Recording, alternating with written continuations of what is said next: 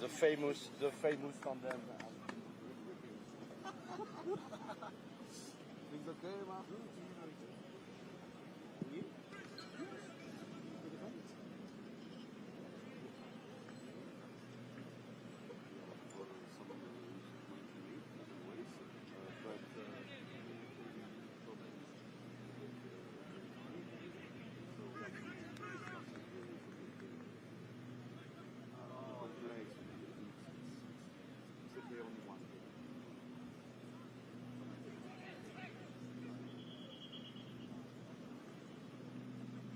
With a wide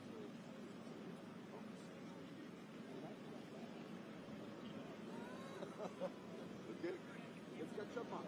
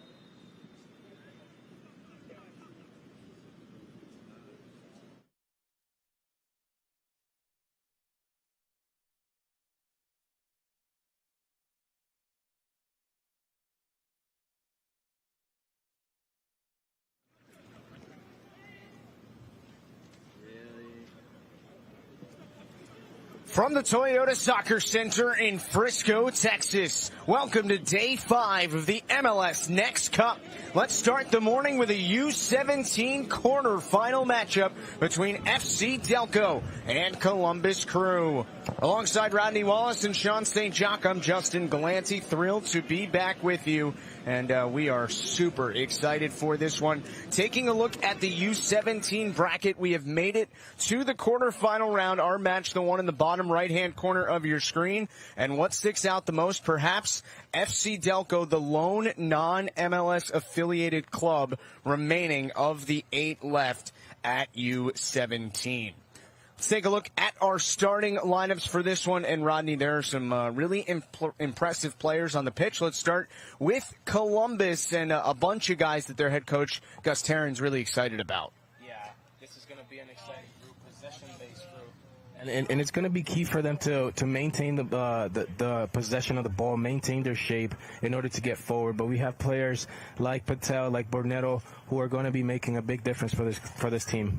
On the FC Delco side, a couple guys who had braces in their 32 round match against St. Louis in Castillo Oriana and Caden Grabfelder. Keep an eye on Caden Grabfelder. This is a player that covers a lot of ground. He plays as a number 10, maybe as a number 8, more of a box-to-box player. That for me, he reminds me of Brandon Aronson. He's got that two-way ability to him. So be on the lookout for him for sure. All right, let's take a look at our keys to the match, brought to you by Adidas, and let's start with what you expect to see from FC Delco. And FC Delco is a team that is going to have to continue to press high. They're a team that scores goals, that likes to be in the attacking sequences. And for Columbus, it's just going to be a bit about concentration and being sharp on the set pieces as well. Before we get started, let's check in on the sideline for the first time with Sean St. John. Thanks a lot, guys. We caught up with both coaches before the start of this game. Columbus crew coach Gus Terran talked about the defensive versatility his group has at its disposal. They able to go from 4 to 5 very quickly. Really good versatility at the disposal of their team. On the other side of things, FC Delco head coach Matt Poole talked about the talent on the team, being able to be confident in a game like this. Said they're as good as any MLS team at the tournament, guys.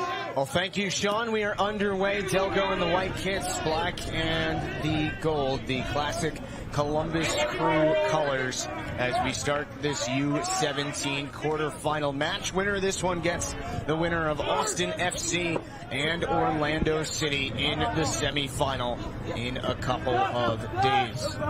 So, Rodney, when we talked, on the FC Delco side, Sean just talked about this with Matt Poole.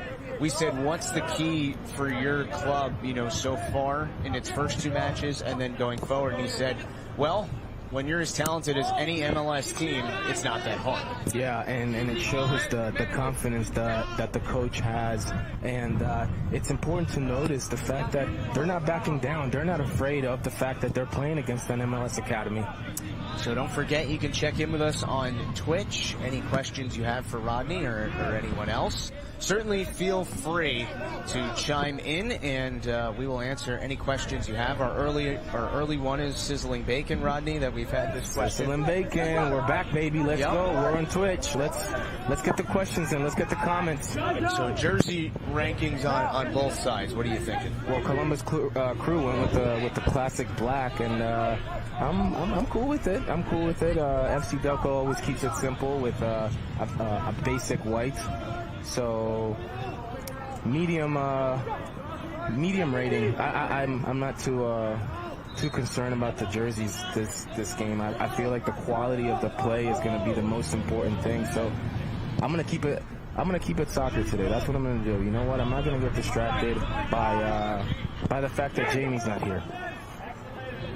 Columbus looking to move forward for the first time. Bit of a spill in the midfield, though, for Gio DeLibera, who his head coach, Gus Terran, said, he's not going to stand out, perhaps, in terms of his size or anything flashy, but might be the smartest player you'll see on the pitch. And that is a great compliment coming from your coach, to realize that, yes, you are not the biggest, but if you are able to control the midfield, if you are able to grasp the concepts and make sure you can spray the ball from side to side, body language, opening yourself up, those are good qualities that will translate into the professional game.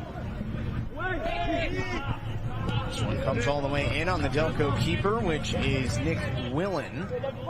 On the other side, Stas Lopkis, the starter in net for Columbus. So if the question you're asking is how did these teams get here, Columbus has had a couple of nail-biters, Rodney. Round of 32, 2-2 draw against Sacramento, advanced 5-3 in the shootout.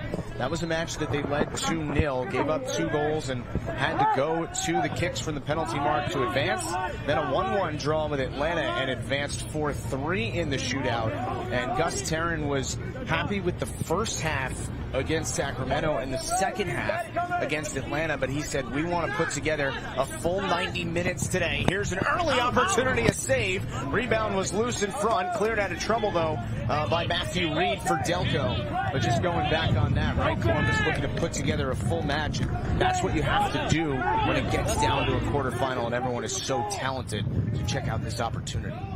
Great ball right there across the face of the goalkeeper. It's a very, very, very hard ball to defend, and the goalkeeper could only do as best as possible, and that was to parry the ball out. And back to what we were talking about, Justin. Yes, Columbus does need to play the full 90 minutes, and it's a team that has suffered in order to get to where they are right now.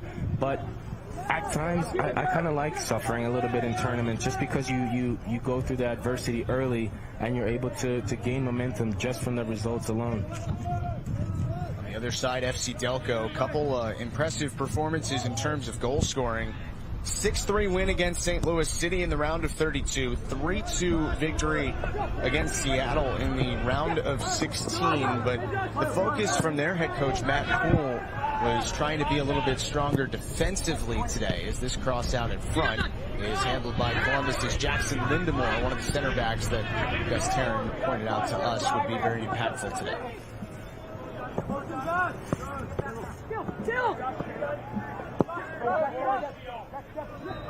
You've obviously played in a lot of really important matches in your career where the pressure starts to ratchet up. Obviously, we're in a quarterfinal here. You're one of the 8 best teams in the country at this age level. How do you deal with the pressure trying to maybe loosen up on the pitch and play your game early in a match?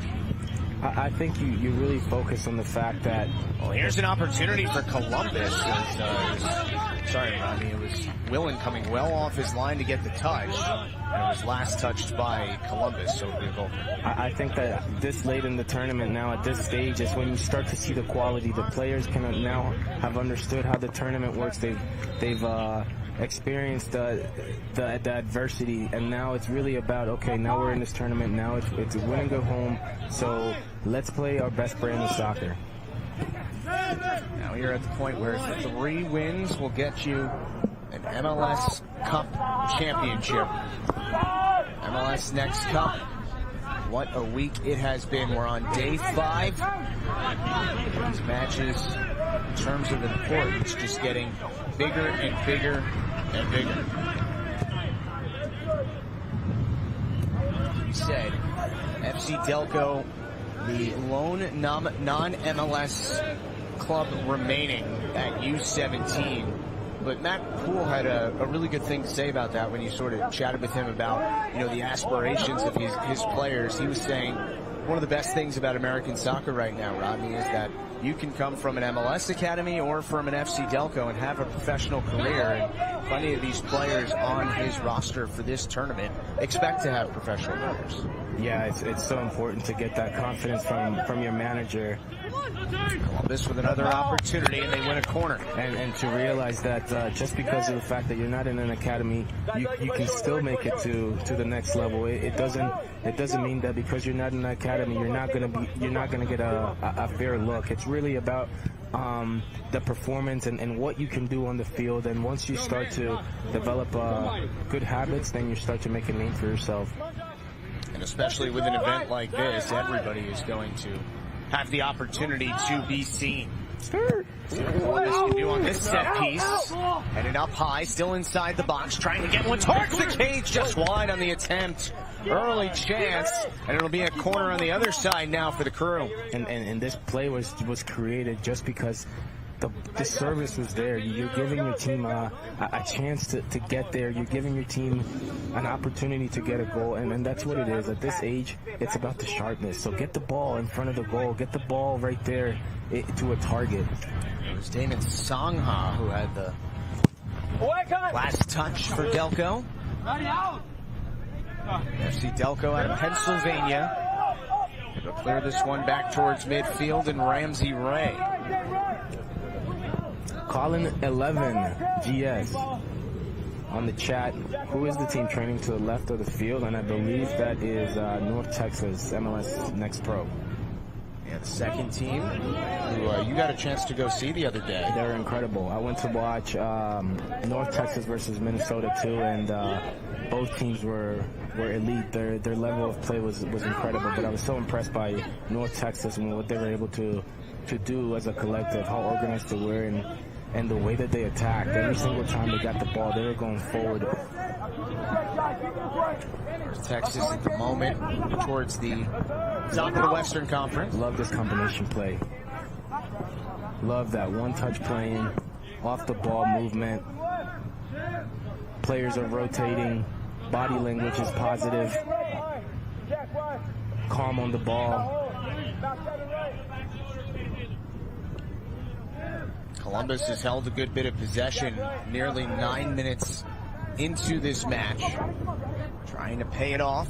As this over the sideline and a throw for Delco. One thing we should mention here, Rodney, is that at least at the moment, temperature and a little bit of a breeze-wise, it is not nearly as hot at the moment as it has been throughout the tournament.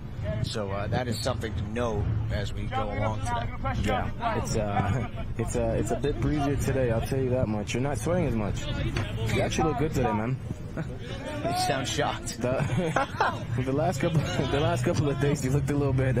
You've aged. The sun has aged you, I'd say. It is true, but our crew provided me with some sunscreen yesterday, which helped things, and I put some on this morning, and I'm pretty sure I'll be asking for some more this afternoon.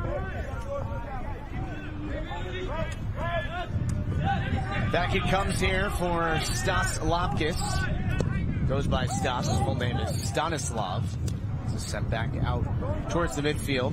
Hey, Rodney, a couple players on this Columbus roster that have gotten some pretty good experience so far. One, Caleb Borneo, who's had opportunities with the TNT and U.S. national youth programs, also has played with Columbus's second team at MLS Next Pro. Yeah, Caleb Borneo is a player that was called up by Trinidad and Tobago. He did not take the invite, and instead he went to the U19 camp with the U.S. And I think that for players at this age to have the option to be a part of corner here for Delco out in front, and it was off the last touch wide of the cage. Last touch was off Delco, so a goal kick coming. Take another look at this one, Rodney.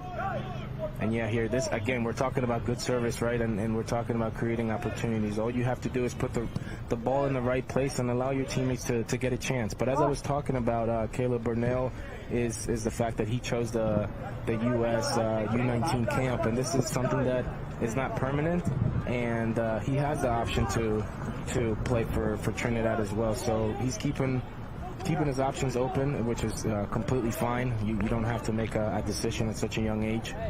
It doesn't tie you to a specific national team.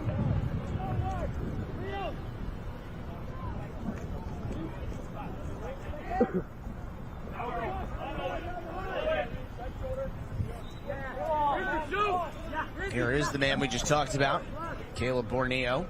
Had a goal in the match against Sacramento.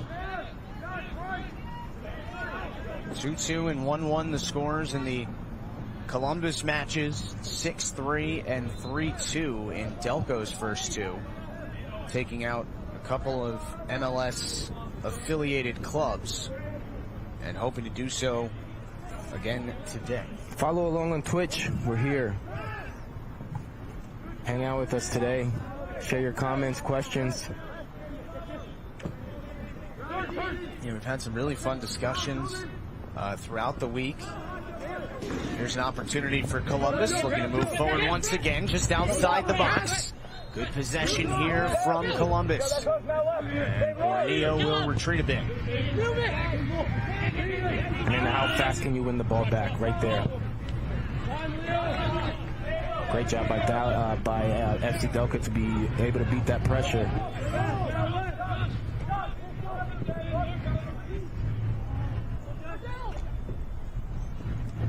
Question in the chat here, do you have to be top of your group in the season to qualify for the playoffs. So you can qualify through the league, through flex play, or there are wild card entries here. So there are various ways that you can qualify for the tournament. This season in league play, FC Delco was 8-0-1, which was at the top of Mid-Atlantic. Flex play, 26 points with an 8-2-2 record, which was 4th in the Mid-Atlantic. And overall, between league play and flex play, a 10-8-5 record for Columbus, but they have obviously played a bit better since getting here to Frisco.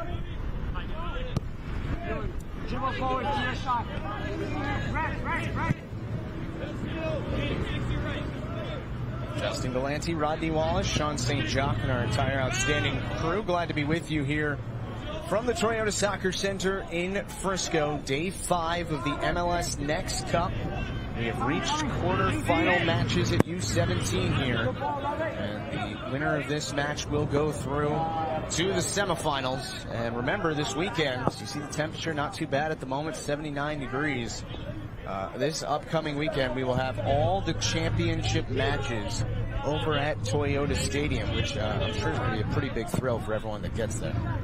Yeah, that is the goal, right? You want to be the team that makes it to the championship, but not just be satisfied by the fact that you're playing at the stadium field and you've made it there. No, the party really begins when you start to be successful and to lift trophies. So it's not enough to make it there.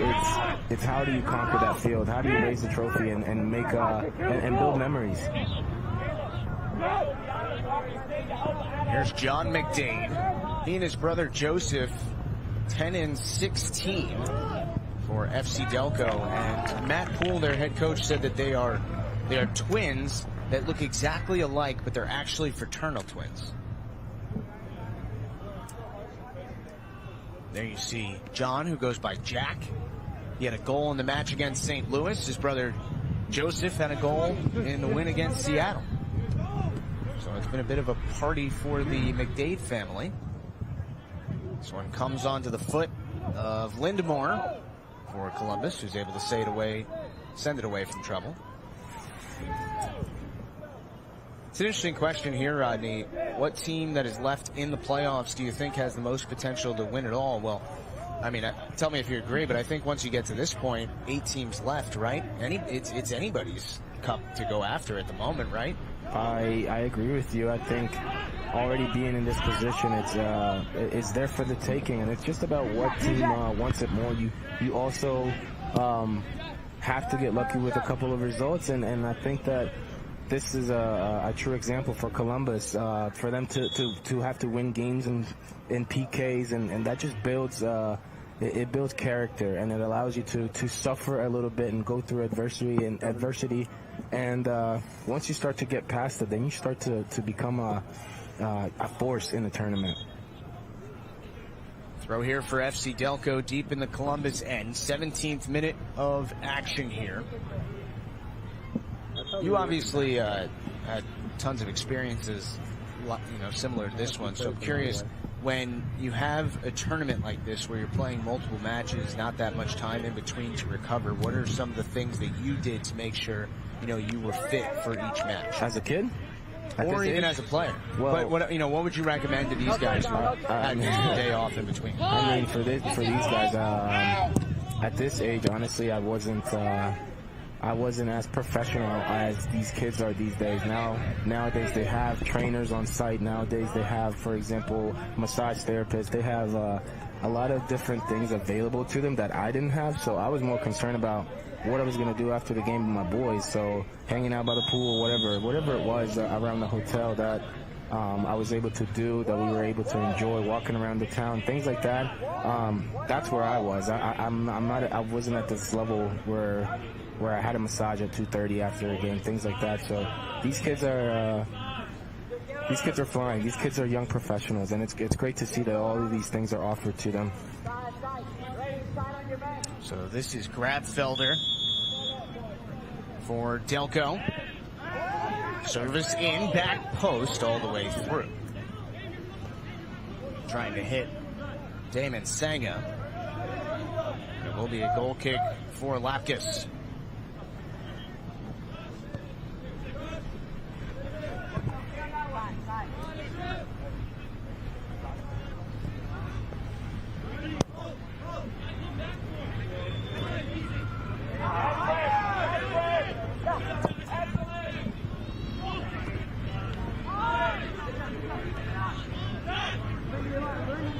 18 minutes in. And Columbus perhaps with an opportunity. Moving forward with it. Columbus is ahead! Brent Adu-Jemfi. 1-0 Columbus. And what a goal this was. And this came off it came off the second balls. It came off the Columbus Crew looking to build from the back, looking for a long ball. But you heard the Columbus Crew coach, as soon as the ball went diagonal and went long, second balls. And you can see here, as the player receives it, there are numbers around it. And they're hungry, they're hunting. And then now the outlet pass, the run. And look, the finish is elite. And you got to congratulate the player, Adu-Jemfi, for putting the ball on that corner where the goalkeeper has absolutely no chance. Great maturity from a young player. That was one of those you could see developing all the way down the pitch. Give credit to Owen Prestis, who was able to win possession in the midfield for Columbus. Prestis' older brother, TJ, plays at Yale. And he's back training a little bit with the second team in Columbus, so family affair for the Prestis group. See what the response is now from Delco, a team that has, not really trailed at all in this tournament so far. Yeah, we'd like to see the response. How do they respond from being down a goal? What is their game plan? How do they adjust? And we'd like to see Columbus Crew be able to hold off the lead and be able to build off of it and not crumble like we've seen the last couple of games from them. Regardless of the fact that they've won, we want to see a complete match from them today. Yeah, you're touching on the point that in the round of 32, Columbus had a 2-0 lead against Sacramento, eventually got to 2-2 and had to win that match in the shootout.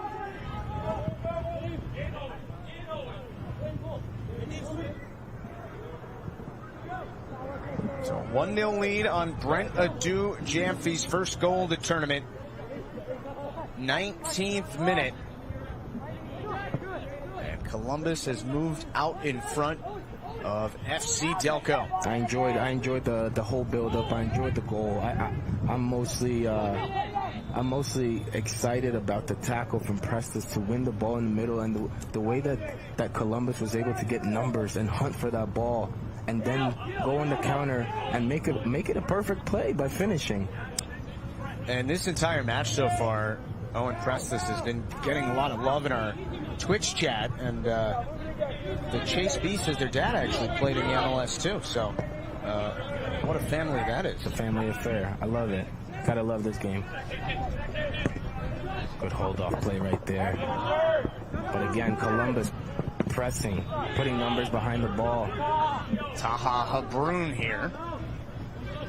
Feels like, easy to say that they're up a goal now, but it feels like Columbus has been a bit on the front foot. There's Borneo. Out wide it goes. This is Prestis once again. Owen Prestis. Would have loved to see a cross. Would have loved to see that delivery right there, but great individual effort. Great battle from both players right there. It'll be a throw. Kai Reese. We're going to see this a lot. We're going to see the battle between Kai Reese and Lyndon Moore as well. These are two players that are going to go head-to-head. Nero as well. These are big center backs with big speed, recovery speed, and the knowledge of the game as well for them. U17 quarterfinal here.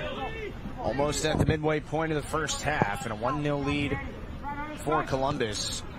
You and Delco head coach Matt Poole were having a good conversation prior to the match today about how at this age so much is about simply decision making. Can you talk about that a little bit? Yeah. The decision making is really what counts. Obviously you want players to execute every single play, but even at the professional level, that's almost impossible. But the intentions and what these players are looking to do with and without the ball, that's when you start to separate who's good, who's gonna be great, and who's willing to adapt and learn to the modern game.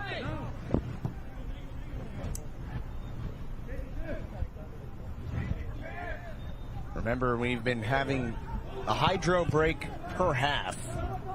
throughout the week, but we'll see if we do that in this match. Not sure it's quite warm enough that we will have the hydro breaks, but we'll see. I think you still need to just make it a constant thing. I think these players just need to be hydrated. Here's Prestis once again. Prestis crosses one in front, no one home for it. But the run by Prestis, that's what's impressive. His willingness to run. He's a player that has been on the whole game, and he's been creating chances by just making individual efforts, 1v1s. He's a player that's not afraid. He's a player that looks fit, that looks to use his size and speed to run at defenders, and the willingness to play vertical. Comment here in the chat. What a perfect time to watch this early in the morning. We could not agree more. We'll have a triple header of coverage again today, as this will be a foul against Columbus just outside the box. Let's take a look at this play, because for me, it's pretty close, right? It looked like it was inside the box, but hey. Great challenge there from both players. Again, great call by the referee. It was a foul outside the box. And I will be the VAR today, just to let you guys know, okay? Gio DeLibra.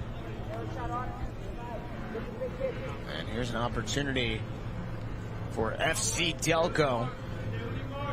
This is one you'd like to likely put on goal, right? I mean, with this distance, you wanna give yourself a chance. You wanna make sure that this ball gets up and over, and just allows you to get there and to get a goal. So it'll be Jack McDade, who had a goal against St. Louis in the round of 32. One of the 6 that FC Delco scored in that match. Here's McDade. Curls it low. And who was the last touch off? Off of FC Delco. And a goal kick for Lopkis. And this is about how quickly can FC Delco adjust. Instead of running back without looking at the ball, maybe have a jog, but have a look and be in communication with your players about how do you want to be on the field, what formation do you want to set up in, and how do you want to go press. There's certain signals that and triggers, and when I talk about triggers, I mean it could be the goalkeeper playing the ball out wide, so now the midfielder for FC Delco has to press, and when the midfielder presses, then your center forward goes to press as well. It's about moving as a unit. Don't forget, interact with us in the chat on Twitch. Any questions you have for Rodney Wallace or Sean or myself for any reason, please chime in. It's an interesting question. Which coach's outfit is better?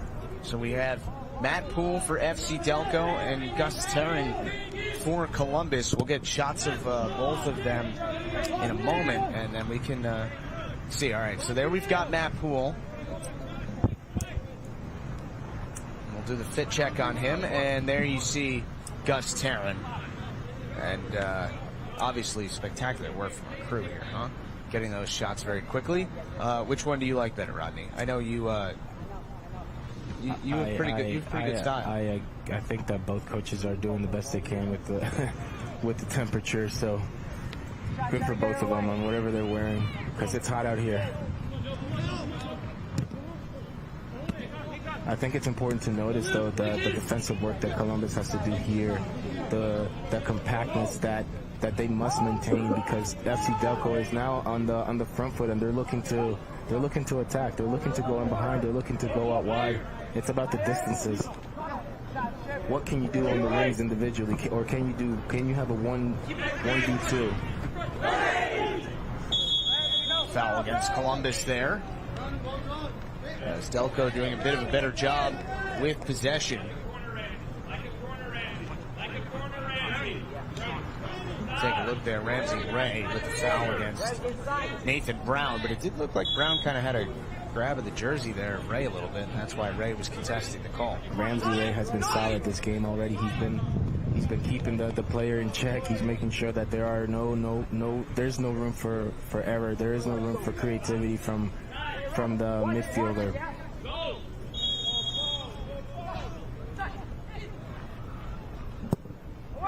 Service to the near post. And this will be a corner now for Delco. Off the head of Gio DeLibra. And take a look at these corners. Take a look at how fast our team's able to get organized and to pick players up and to make sure that there are no gaps. There is no room to get scored on. These are the little details right here that you see in the professional game. The communication, the constant marking. How tight are you to a player? Making sure you're not fouling. Near post entering once again off a couple of bodies, and Columbus able to send it down thanks to Joshua Bartels. How have you felt about the response from FC Delco in the 10 or so minutes since allowing the goal? They've been composed. They've been composed. They've kept the ball. They haven't backed down. Even though they're down a goal, they're still not they're not rattled. They're not shaking away. They're actually ramping up, I'd say, their attack. McDade trying to split two defenders, couldn't quite do so. But he's been impressive in this match so far. Sent all the way down. Bartels was trying to run it down, but first touch to it was Malachi Neal. We want to see who's running in behind. Somebody needs to run in behind, and another player needs to come and check for the ball. 30th minute, only goal in the match so far came from Columbus's Brent Adu-Jamfi in the 19th minute. It's a U17 quarterfinal match. Justin Galanti, Rodney Wallace, Sean St. Jacques on the sideline, and our entire outstanding crew so happy to be with you as we have a whistle here and a foul against Columbus. And a player down in the pitch, or in the box I should say, appears to be Jack McDade. Official discussing things with a couple of the Columbus players. Tyrese has been doing a wonderful job holding the ball, making sure that that defender has no chance of getting it. He's hiding the ball well, and he's so strong, and he uses his size to turn. And you can see that FC Delco is hungry, and they have the third man running off the ball. But great work from Reese to be able to give his team a chance and to get a free kick. So many coaches and scouts here.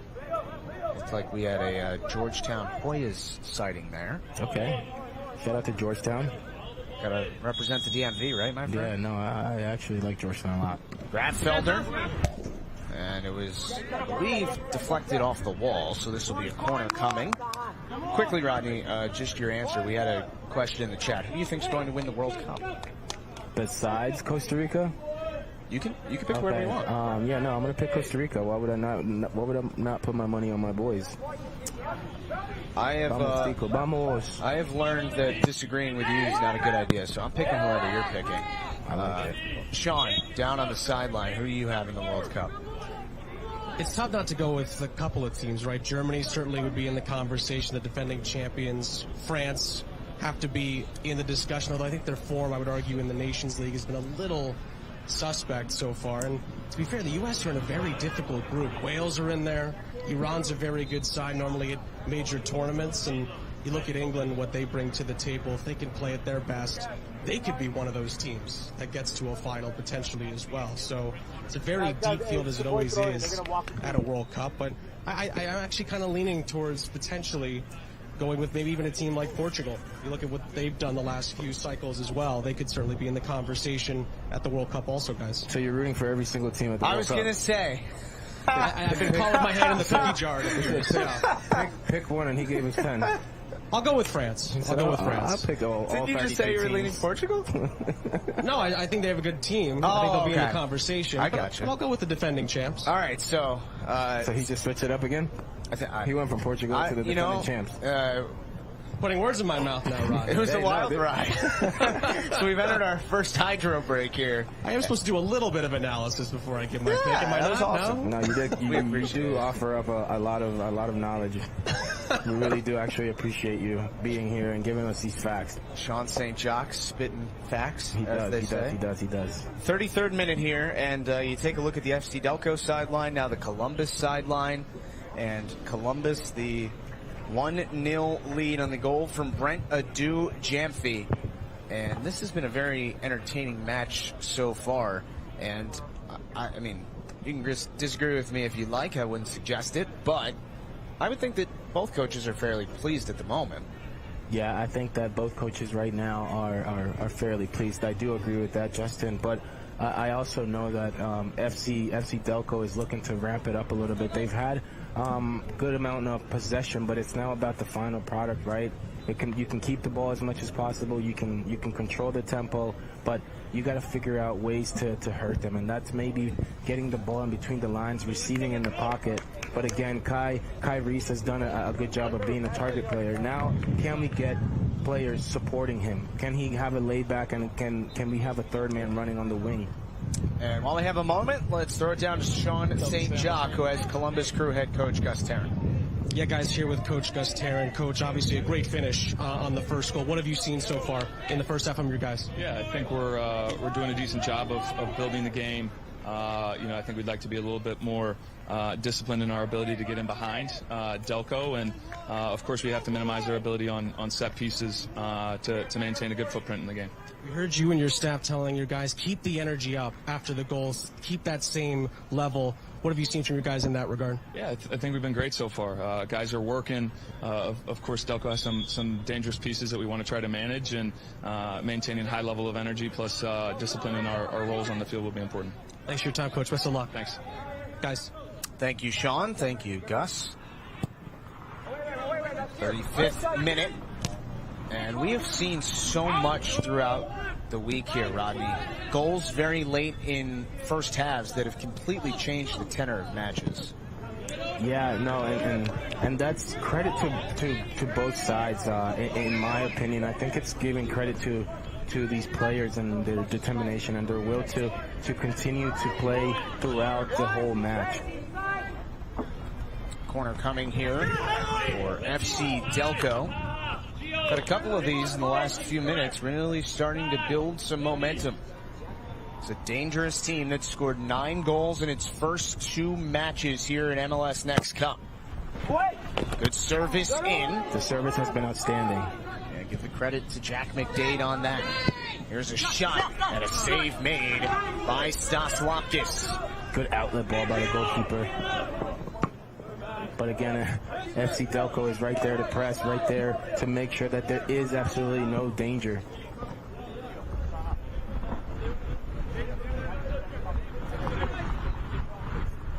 There you look at Lopkis. Started all 3 matches here in Frisco for Columbus.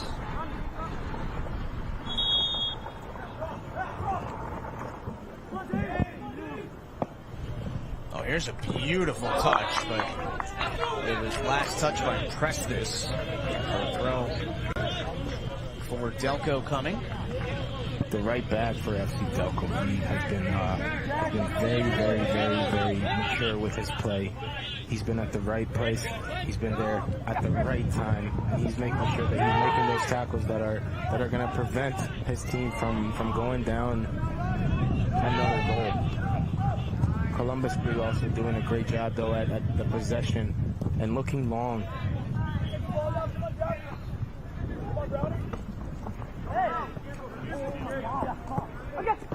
Your key to the match prior to this was on the FC Delco side, press high to create scoring chances. Yeah, I mean that was their game plan, but from reading the game, Columbus Crew does a great job of building out of the back, so it has been difficult for Delco to get the ball in those areas. In part of our conversation this morning with Gus Tarrant, the head coach for Columbus, you asked him, how much do you guys model the first team? And a lot of the answers we've gotten from coaches throughout the week has been, yeah, we model the first team pretty exactly. But he said it's a little bit different, right? With his group, a little bit more freedom to play to the personnel here. Yeah, and I love that. I love the fact that Columbus is that Columbus is playing the way that they want to play. Obviously, they are following the mold and the system and the philosophy of the first team, because it all has to align in order for the players to be successful. But it's also important for players to be able to switch positions. It's also important for them to understand the different formations, and for a coach to give the player the freedom to do that, and for them to express themselves and realize that they can change formations on the fly. That's a very mature team. 39th minute, first half. A 1-0 lead for Columbus over FC Delco on the 19th minute goal from Brent Adu Jamfi. Columbus is pinging the ball right now. And again, look at that. They want numbers, but here comes Delco. What a ball. Can he get there? Nathan Brown. And it will be last touched by Brown. Look at Reed and the recovery speed and giving the FC Delco player no room. Again, great defensive play by number 5, the left back for Columbus.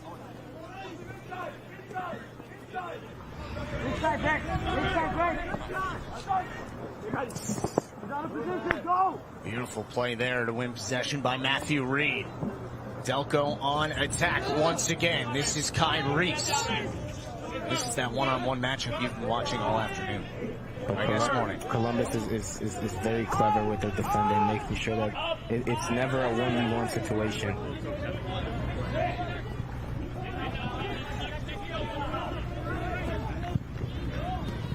Tried to send one through, but Jackson Lindemore was there for Columbus. You know, in general, when we kind of looked at this match, it felt like a Columbus team that's very strong defensively, a Delco team that scores a lot of goals. For you, when you look at any match and you say great offense versus great defense, who do you feel usually has the advantage? I would say the team on the front foot always has the advantage. I think it's really about what you want to build, how you want to play, what formation, and how organized are you. But what I'd like to see from Columbus right now is maybe a little bit more urgency, regardless of the fact that they're up a goal. Now I'm starting to see them just keep the ball, and I don't see the purpose, I don't see the hunger that they had earlier in the game. Maybe a bit of great running again. Complacency with the lead, perhaps. This is Prestes once again. And he is fouled. Prestes he's becoming a problem right now for FC Dallas. Strong player, wants the ball at all times, and that's what I'm looking for. If I'm a scout, if I'm a coach, that's what I'm looking for. I'm looking for the players that want the ball at all times, and every time they get the ball, if you're an attacking player, you're keeping possession, you're creating chances, and you're not afraid. Ramsey Ray once again. And now it's Prestes. 42nd minute here in the first half. And Prestes thought he was fouled, but a clean play, and we play on. That's a bad giveaway right there in the middle of the field. That's a place where you do not want to give the ball away.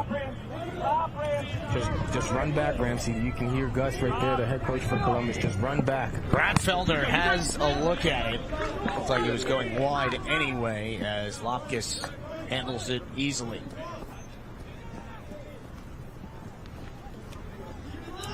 In the chat, Dortmund 556. This is my first year watching your broadcast. Amazing job, guys. Keep it up. Thank you. We appreciate it. We do appreciate that. Thank you. Has there ever been anybody who doesn't like a compliment? I'll take it. A huge shout out to our crew as well that has done an incredible job this week. Gotta get off the ball. Gotta get off the ball a little bit quicker. This is Grabfelder once again. Go forward. I like that. You hear his teammates saying, go forward. And put your teammate in a situation where he can do what he's best at. Brown in the corner.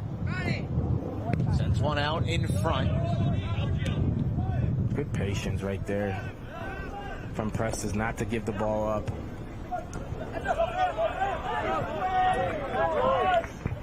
And this will be a throw for Delco. Rodney, I know you've talked with some people about Caden Grabfelder.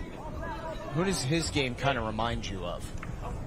Brandon Aronson. I think that the willingness to run, and it's a player that wants the ball, but at the same time can hurt you in many different ways. He can get in the box, create chances, and score, but he's also willing to do the dirty work and defend and get back.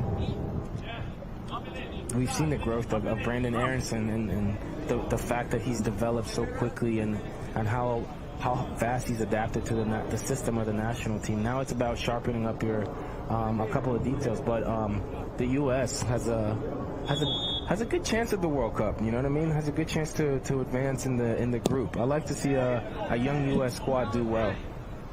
It's motivation for all these players as well. Looking at the age of these players that are starting meaningful games. And obviously this experience is going to pay dividends for all these guys in the long run, right? Completely agree. Here's another good question in the chat. What's been your favorite game of the tournament so far that we've seen? It's a tough one. It is a lot tough of good one, ones. but there have been very good individual performances. Michael Luanda for Seattle, that was one of my favorite performances. Just because of were they a man down? That was Yep, they were a man down, and they were able to dominate the game. Michael Luanda with 2 goals.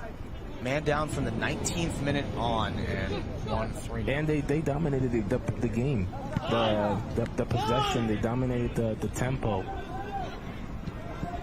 I think my favorite was that FC Dallas Barca residency. That was a very, very solid game. Let's check in with Sean St. Jacques down on the sideline. I just wanted to throw 2 more names into the conversation. Roka Sunhara yesterday in our second game I thought was tremendous on both sides of the field. Deanza Forrest really had a really good response to getting pegged back, I should say. It was 1-1. Then, of course, Roka Sunhara not only gets the penalty, claims it, and then scores it in stoppage time to win it. But also, Omar Marquez yesterday in our first game with the hat trick for Sac Republic I thought was tremendous as well. I think that was one of the best performances we've seen so far in a tournament that has been filled with many of them. 4 minutes of added time here in the first half. We'll see if Columbus can get to the break, holding on to this 1-0 lead.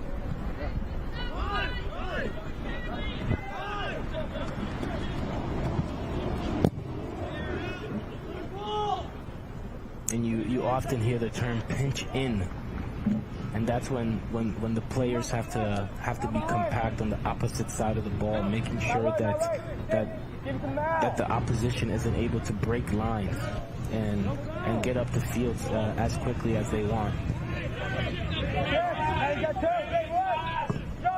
Find Nero for Ramsey Ray, and now Prestis. Owen Prestis. Owen Prestis, his ability to go inside, he can dribble inside, he can hurt you outside. It's about surprising the opponent, and I think he's done just that. Get up, Kai, that's what his teammate is telling him. Get up, you're fine, and I love that. Get up and do it again. Get up and hold the ball up. Get up and continue to fight. Second balls again. Here's a good question for you, Rodney. How easily, and can you talk about a little bit, watching a match and the differences in play styles you see? Yeah, you can tell that teams at times have a difficult time to adjusting to different formations at this age, because maybe they're not practicing that as much. I think in the professional level, during the week, you practice on how to adjust to the other team's game plan while remaining true to your own philosophy. But these are things that are done in practice in order for players to be able to switch formations on the fly. So just over halfway through the 4 minutes of added time here in the first half. For the moment, Brent Adu-Jamfi's goal is holding up for Columbus in this U17 quarterfinal from Field 4 at the Toyota Soccer Center in Frisco, Texas. Hey, Wes, I know they're trailing. So I was just going to say that I know they're trailing, but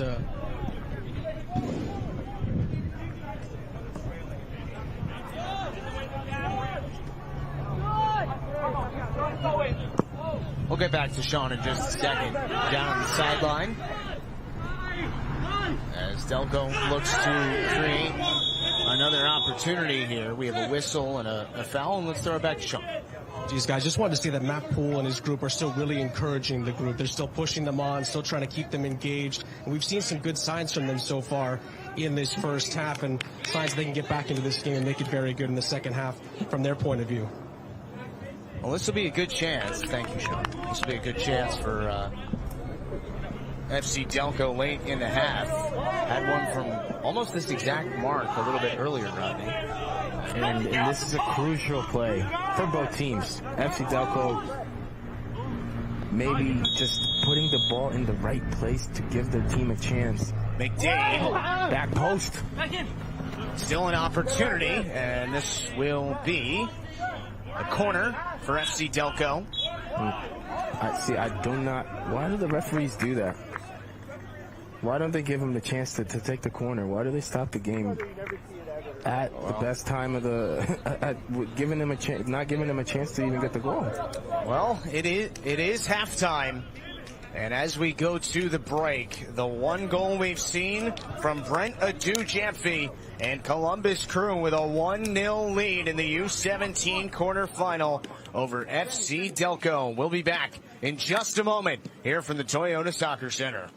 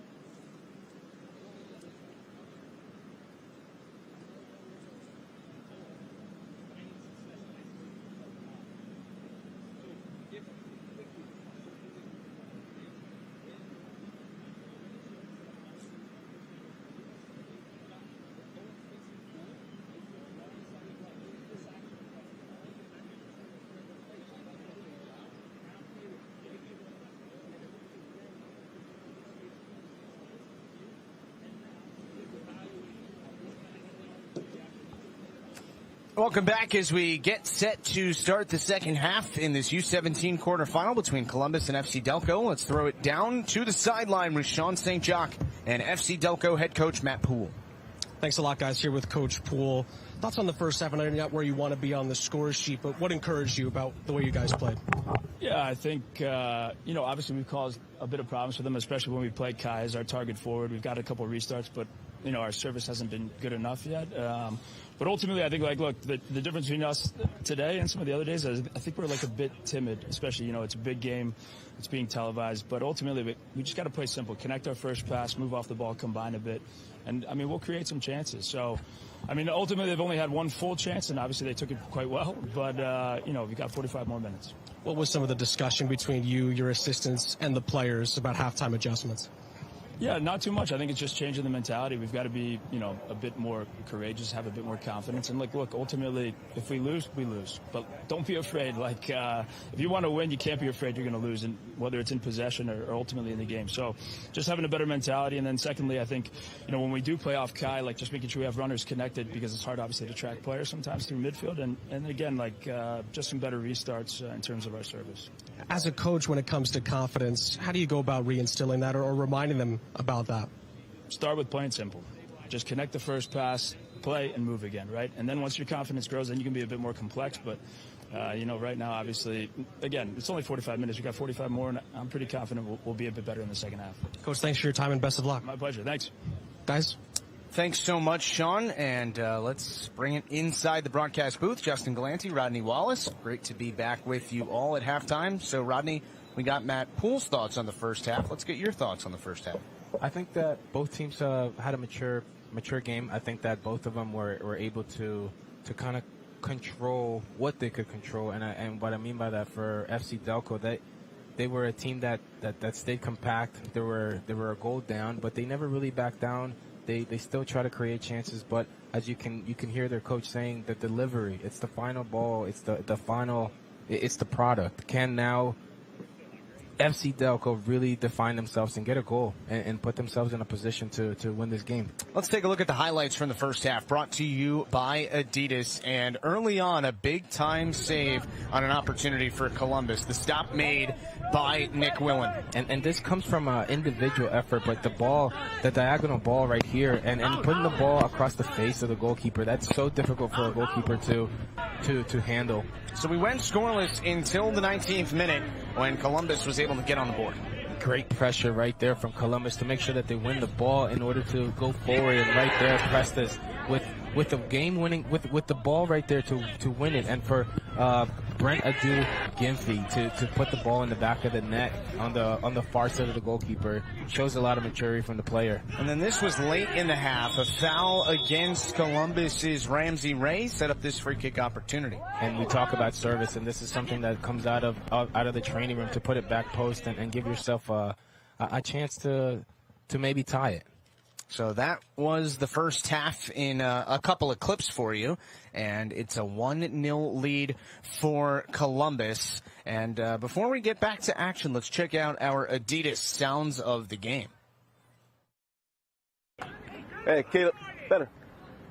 Hey, can you get it out? Decisive, change speed.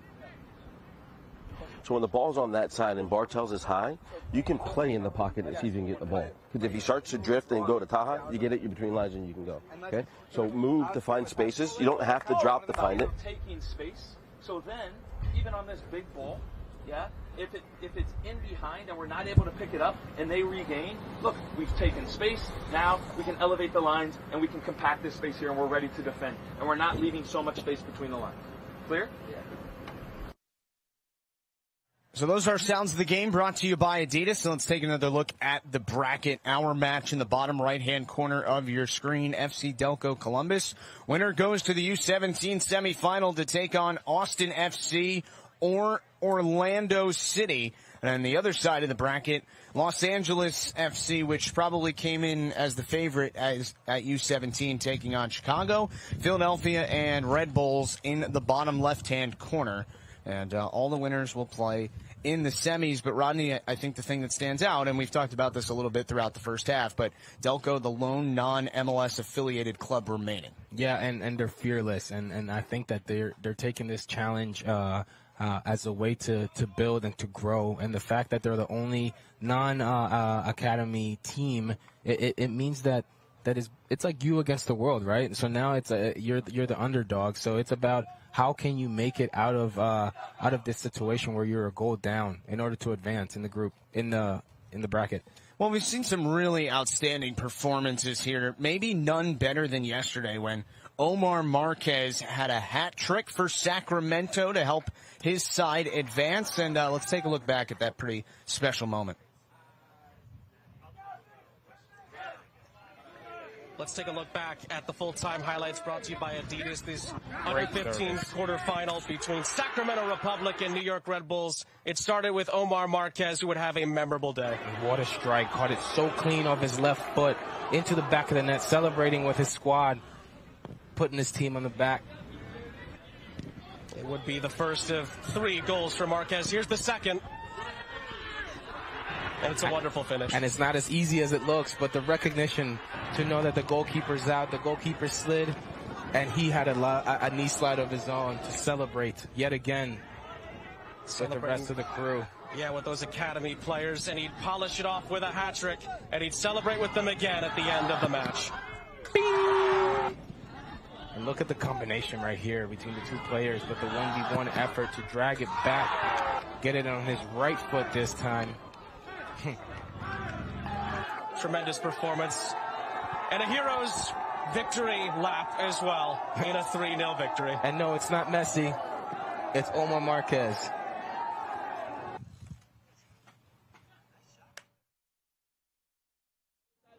Yesterday, and Rodney, somebody on one of these 2 sides perhaps hoping to have a special moment like that in the second half in this quarterfinal. Who's going to step up? Who wants it more? Who wants to be a hero? That's what it's all about right now. Who wants to be the hero? Collectively, can they press high? Can they win the ball? Can they stay organized and make sure that they're keeping 0 in the back? That's so important. Getting used to just shutouts. Getting used to complete games. Right now, the hero is Brent Adu-Jamfi. His goal in the 19th minute has Columbus ahead 1-0.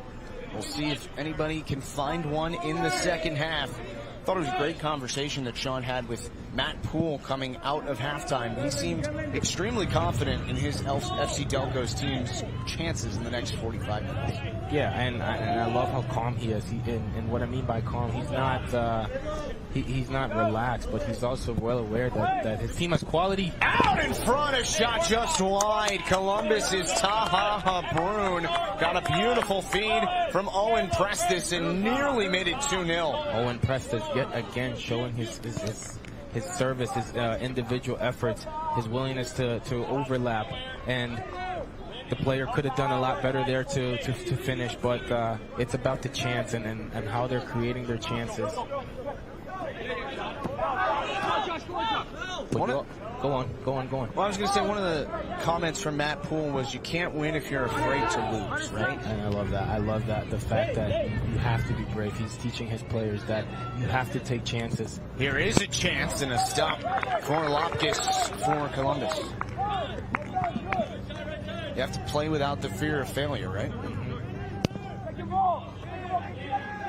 Another look at the save by Stas Lopkis, who has not been tested much yet this morning, but makes an easy stop there. So pretty open start to the second half, huh? Good chance on both sides, and this will be a corner coming for Columbus. Very active from both teams right now. Very good start to the half, and that's a good sign. That means that they're tuned in, they're focused, they're concentrated. And we're on Twitch, so please, any questions, join us. Let's discuss things. Let's talk about the beautiful game. Let's talk about what we're witnessing right now. Greatness from these young players. That was off the right hand of Nick Willens. So now a corner on the other side coming for Columbus. One of your keys to the match, Rodney. Columbus be strong on set pieces. What have you thought so far? I think that they've been solid. I think that they've gotten in good positions to get the service and to get these corners and to get these free kicks. It's just now literally about delivering the final product and get a goal off a set piece. This is when center backs, this is when players from the back, they make their money right here. Get yourself a goal. FC Delco hoping to counter here. Nathan Brown showing his speed. Running alongside him is DeLibra for Columbus. But that tackle right there came from the pressure that DeLibra made. He did not back down. He kept running. He didn't have to foul. He had good communication from Ray to slow him down, and then Ray was finally able to make the tackle once the player was slowed down. Throw here for FC Delco.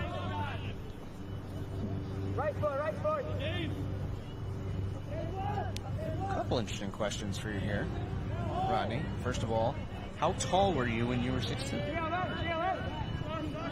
How tall was I when I was 16? I wasn't the biggest kid. I wasn't the tallest. I wasn't the strongest, in my opinion. But my number one thing was my work rate, and that was something that no one was able to take away from me. And it made it a lot easier for me to learn the game because I was fit and I was coachable. This is McDade. Over for Grabfelder. FC Delco looking to build something here. And Columbus able to clear. Time. Another question. Who's been the best player on the pitch so far this morning to you? Best player right now is Owen Prestis. He's been impressive.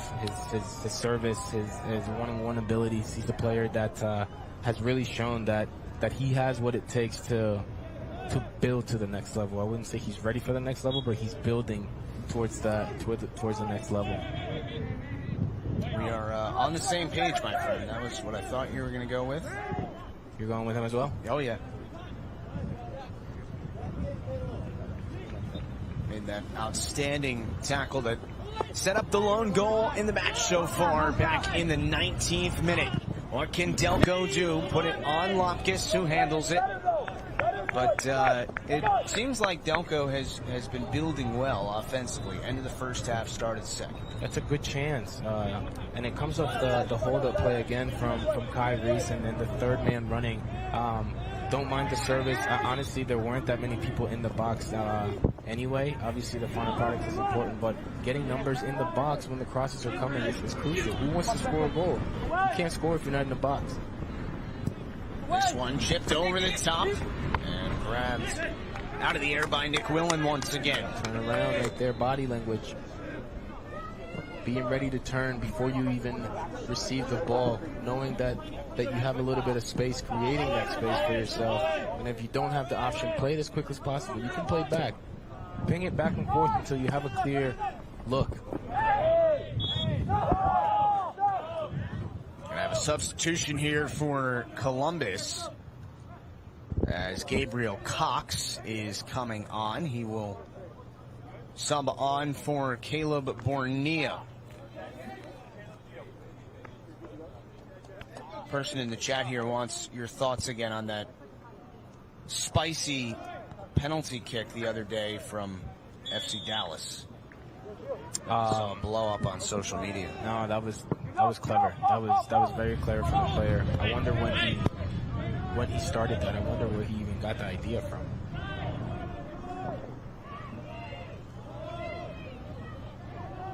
The 52nd minute here. A Jock supporter, thank you for that. Need to turn up the mic on the second announcer. Maybe he's talking about me? I think so, huh? Can you hear me now?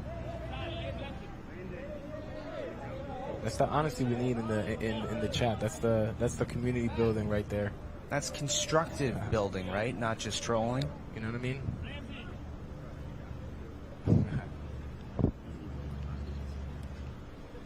Justin Galanti, Rodney Wallace, and Sean St. Jock, glad to be with you from the Toyota Soccer Center in Frisco, Texas. U17 quarterfinal match here between Columbus Crew and FC Delco, looking to move to the semifinal. Run forward here for Liam May. Came on at half. But once again, it was Ramsey Ray who broke up the opportunity. Go on. Go on. This is Jamfi. Already scored and wins the throw. You can't leave Jamfi. You can't leave a player that just showed you what he can do in front of the goal, and he's shown his speed. You cannot leave him isolated 1v1. Right, Adu Jamfi had the goal in the 19th minute. And that's the only ball we've seen find the back of the net thus far.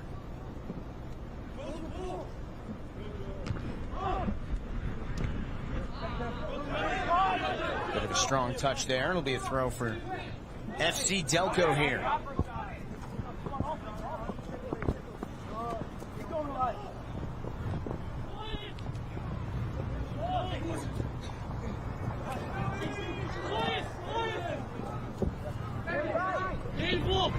There's Grabfelder, and dispossessed well there by Taha Habrun. Taha Habrun with those little plays, they go such a long way. They're so important for an offensive player to do the dirty work and win a ball right there in the middle of the field for your team in order to get the chance to win the game. It's about keeping possession and making sure that you keep the ball away from the opposition. It sounds simple, but really these are keys that are important to this match and will allow Columbus to dictate the tempo of this game.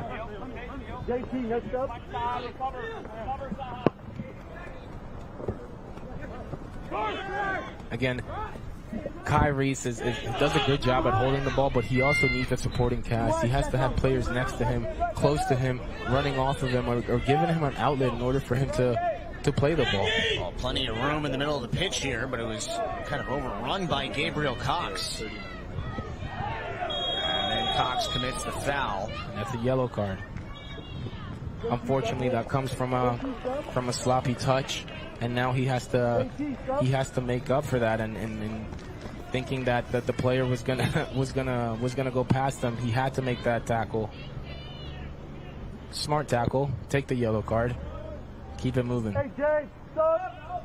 Substitution here for FC Delco, and coming on is Francis Castillo Orellana, who had 2 goals in the round of 32 match against St. Louis.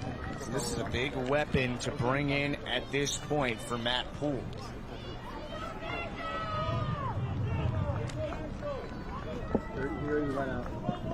Fresh legs in the 56th minute, as Delco tries to find an equalizer.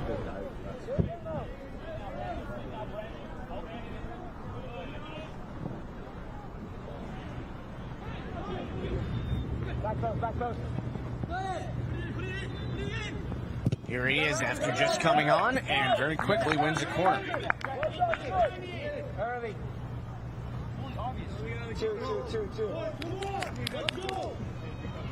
One, Ramsey inside. Here's a good question for you, Rodney. What do you think is the best way to recover between games? XL 11K. I think that it's definitely the ice bath. Ice bath is the #1 thing to recover in between games at any age. Here's the service on the corner, headed out in front. It was dangerous. Everybody says the last touch was off the other, but it actually never went over the end line. Is the ice bath as uncomfortable as I might guess it is? It is uncomfortable, but you have to get used to it, right? And it depends what you want to do. Do you want to recover, or do you want to be sore the next day and have heavy legs? So get in the cold tub, 5 minutes, do a contrast bath, which is dipping in the hot and cold for 2 minutes at a time. And a shot just wide for Grabfelder. Came free to him right out in front. It's a great chance right here. Putting the ball right across the face, right there in the middle. Striking it, but would have loved to see him put that on frame.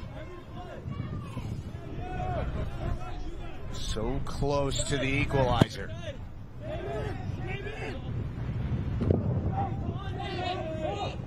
I just hope that these players know that regardless of the chances that are missed, there's so much learning to. There's so many things to gain from any single chance you get. Maybe it's not making the same mistake again. Maybe it's a motivational thing. Maybe just creating the chance and getting close to getting a goal. That should be a confidence booster for these players. And that's the way I look at it. I feel like regardless of what the game gives you, it's just about learning and what can you correct from what you did before. How can you do it better if you did have a positive action. 58 minutes gone by in this match. Still a 1-0 lead for Columbus in the U17 quarterfinal. Justin Galanti, Rodney Wallace, Sean St. Jacques, our entire outstanding crew. Glad to be with you from the Toyota Soccer Center in Frisco. Day 5 of the MLS NEXT Cup. What a week it has been. We've enjoyed being here so much. Right in on the action. All the access we've gotten from the head coaches and players, and obviously getting to mic up all these coaches. It has been absolutely fantastic, and a huge credit to Major League Soccer as well as everybody here in Frisco for putting on an absolutely first-class event this week. I totally agree. To have this environment, to have these games being on Twitch, being on YouTube, being displayed for these kids to be for them to be put on the map nationally but also internationally, that's huge, and it shows what the MLS is looking to do and invest in the youth and invest in the growth of this league by highlighting the talent. And I love that the coaches are mic'd up as well, because we get to learn a lot about what these teams are about and how these coaches approach the game. And I love how calm they've been and how they've treated their players, not yelling at them, not delivering negative information, but they've been positive, they've been supportive, but at the same time they've been stern with the messages. They know exactly how to treat their players. It's refreshing to see, especially at this age. It's important to have proper coaches that are going to teach you things. Because once you get to the professional level, there is not that much time to teach. There are things that we have to improve as professionals, but the best coaches will always teach. That's what they want to do: correct mistakes and teach better habits at all times. Because regardless of where you are at the professional level, you're still learning. Chris Rogers and Landon Hill just came on for Columbus here in the 61st minute. This will be a good way to recap things. A message in the chat. Just got out of a meeting. How's the game so far? How would you describe what we've seen so far, Rodney? I think it's been a great game from both teams. What I would like to see from Kai Reese is we understand that he's so good at holding up the ball, but can we see a shift from him? Does he have another gear? Can he run in behind and not be so stagnant and rely on just his size? Can we see what he can do off the ball? Great forwards also create their own opportunities, and that's what I like to see from him. Out to grab this one once again is Willen. This is an awesome question from Amin NYC, who has brought some great questions to us this week, Rodney. When you get subbed off, what's your thought process as you go take the walk to the bench? Do you think about what you could have done better, maybe feel disappointed that you got subbed off, or maybe think about the coach is doing what he believes is best for you and the team, but I guess just overall kind of the mindset, what's the thought process as you walk to the bench? Great job by our crew making that concise. And for these players, it's when they get subbed off, it's about understanding what they can do better. Sometimes they're tired and they've had good games, but at the same time, the coach is going to have to make a decision that's best for the team. So if you come off and you don't agree with it, you can feel however you want to feel, but at the end of the day, it's a team effort, and you have to respect the coach's decision. You don't have to agree with it, but be respectful. All of those things where players come off and they kick the water bottles and throw fits, that doesn't take you anywhere positive. That doesn't help your chances at being on the field, and it just shows that you're a bit selfish. But it's okay to be angry. Just be respectful and understand maybe why you came off and cool off a little bit and support your teammates. And especially at an event like this, right, with so many scouts, everybody's watching everything, not just on all the details, bro. All the details. You're completely right. I mean, it's the little things. Nobody wants to have a bad apple on the team, and I've seen it in many instances where little actions like that, they have consequences, and at times they have long time consequences because they're patterns that these players don't fix.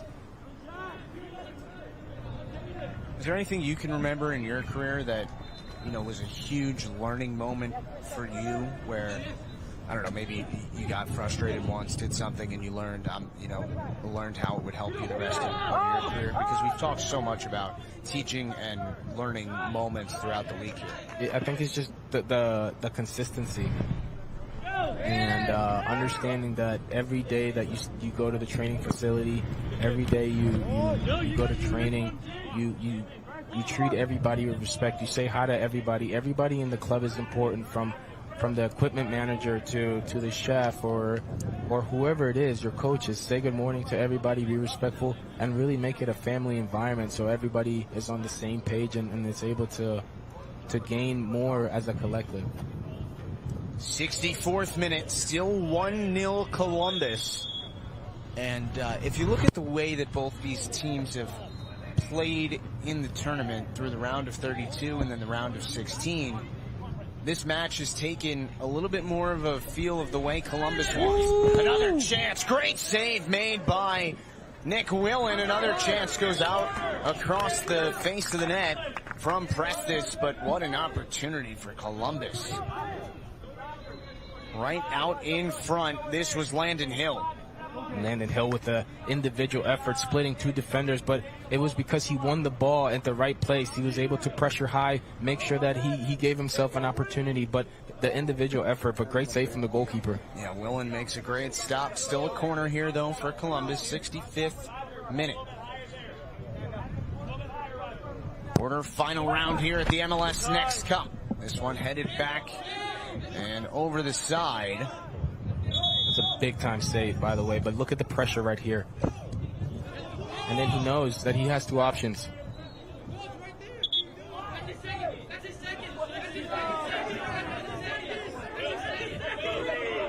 And we have a little bit of a conversation on the sideline here. And it's a second yellow, I believe. And let's see what we got here. Maybe Sean at some point will be able to fill us in on the conversation that's going on at the moment, as two officials having a discussion at the moment. I heard Columbus yelling, "That's his second." Take a look to see if we can decipher anything from this video.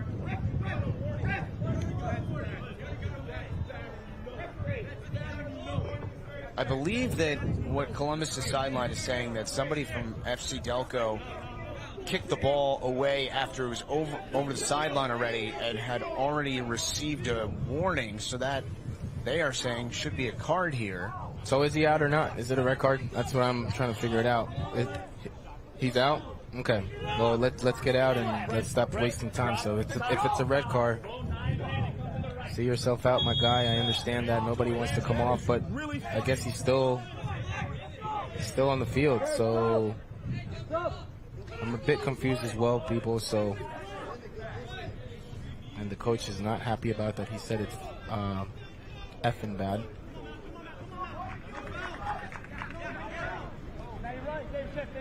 Can understand that frustration. Everybody's trying to do their best, the referees as well. This is another opportunity for young referees in the game.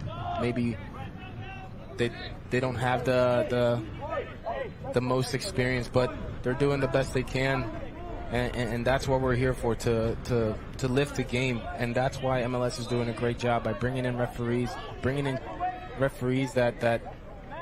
that are training other referees in order to raise the level and match what these players are putting out on the field. So we move into the 68th minute here, and it's still 1-0 Columbus over FC Delco.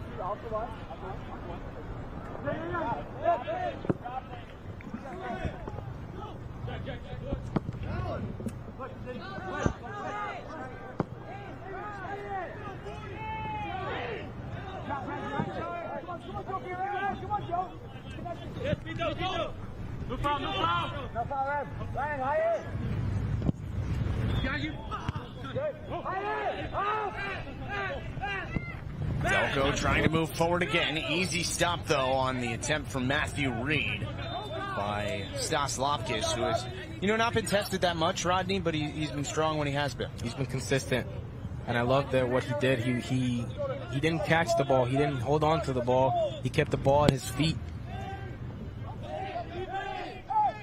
That just allows the player to waste a little bit of time to deflate the situation, get rid of some of the pressure that they've been under from FC Delco.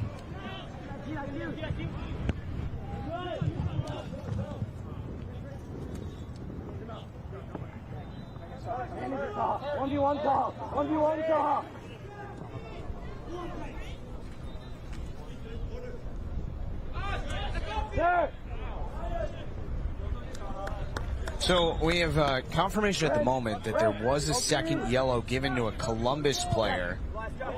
So Columbus is playing with 10 men the rest of the way, Rodney, which certainly changes this match. We'll see who it was, as some of our crew speaking with a couple of the officials to see who exactly got the red for the second yellow. But 69 minutes gone by, Columbus up 1-0, but now down a man, and that's obviously huge.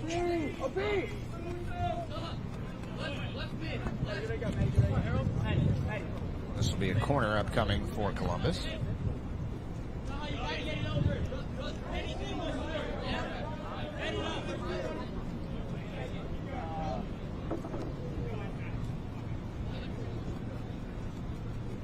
They're kind of hit a stall in this match as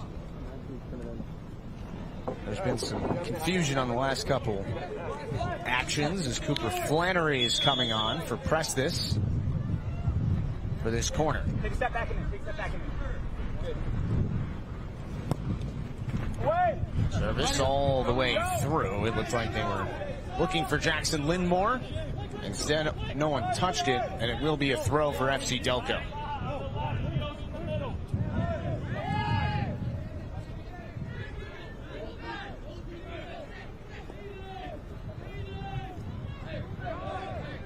Move the ball. Move the ball. This is what I'm hearing from FC Delco's coach. Move the ball. A lot of the play has been to feet.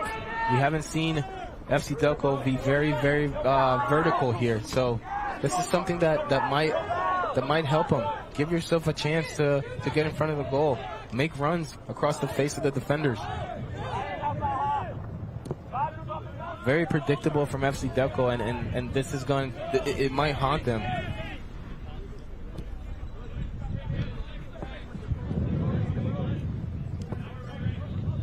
You also got to give Columbus credit for staying organized and moving in it as a unit.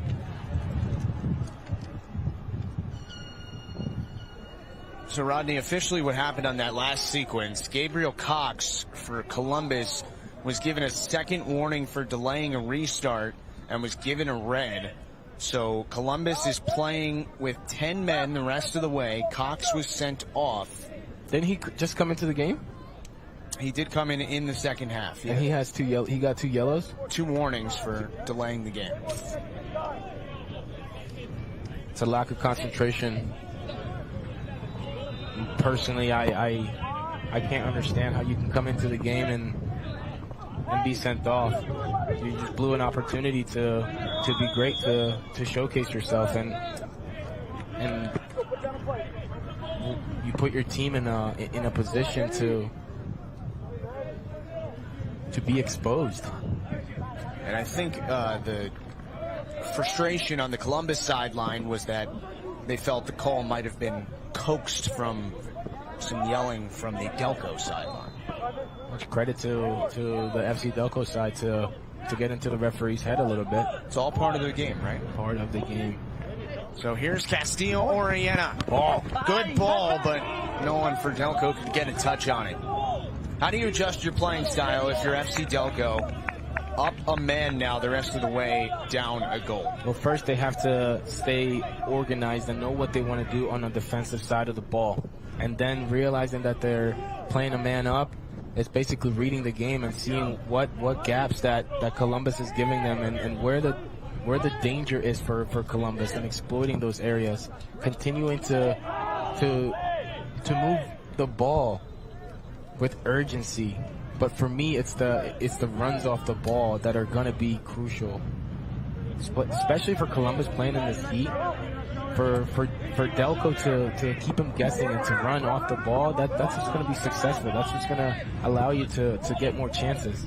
Elias Betancourt forward for Castillo Orellana. Not as precise on this entry. It is run down and stopped though on the far side of the pitch. And this will be a throw for FC Delco deep in Columbus's end.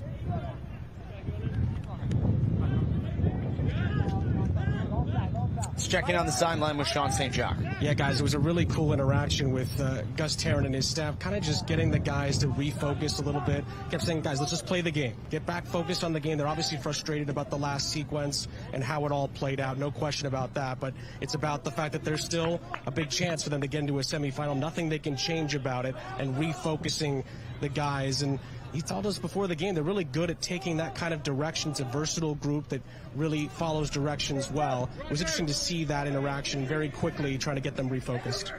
Rogers, a good ball in, left-footed strike, deflected up and over the bar. It will be a corner for Columbus. So it's easy to get frustrated, right, Rodney, when you feel like a call doesn't go to your way, but how many times do we see a team use that as motivation for the rest of a match? Yeah, you got to give what you got to use what the match gives you, and if you're focused on the officiating, you're not really focused on the bigger picture, and that's just to improve your game individually, being better than your opponent, and making sure that if you are Columbus, you keep a clean sheet. If you are FC Delco, how do I exploit the opposition? Being a man up. Well, the only goal in this match came in the 19th minute from Columbus's Brent Adu Jamfi.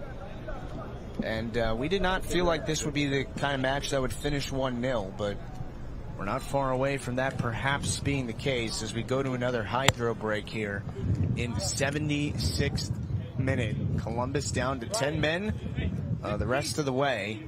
And this is going to be a really entertaining finish to this U17 quarterfinal match. Winner of this one will take on either Austin FC or Orlando City as we look at the U17 bracket. 8 teams remaining. All these matches going on today.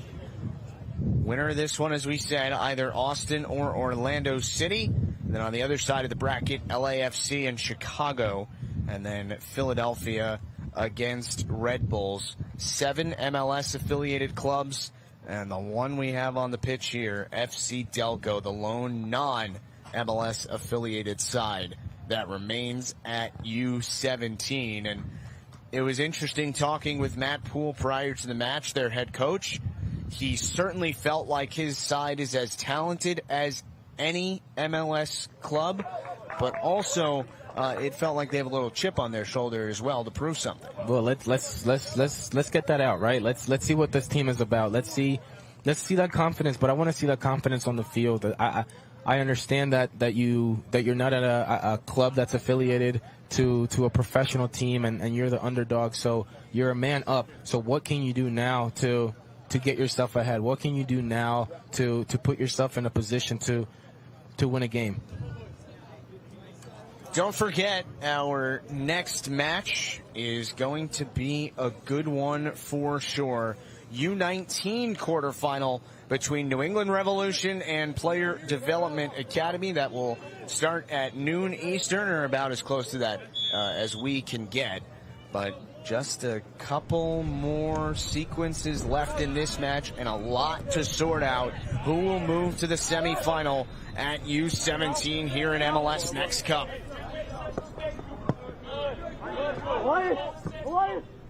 Good ball in between the lines. And forward it comes for Castillo Oriena. And he's won a corner. Castillo Oriena very active on the left-hand side, taking advantage of the fact that he's a man up, and right now his service has been on point, and he's allowing his team to get a goal. You can tell that this player is hungry. You can tell that he knows exactly what he wants to do.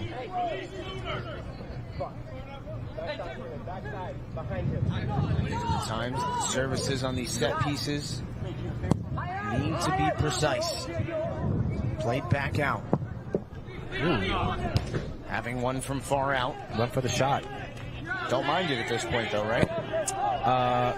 I hear you on that, but they're they're up a man, and they have the advantage. So take care of the ball.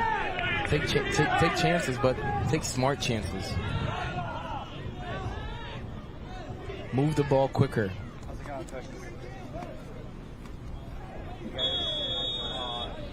Foul against Columbus, and a yellow will be shown here to Taha Habrun. We have a score update from around the complex here in one of the other U17 quarterfinals. Orlando City is trailing 1-0, or leading, I should say, 1-0 against Austin FC. Winner of that match plays the winner of this one. So if the scores hold, that's what we'll have for the semis.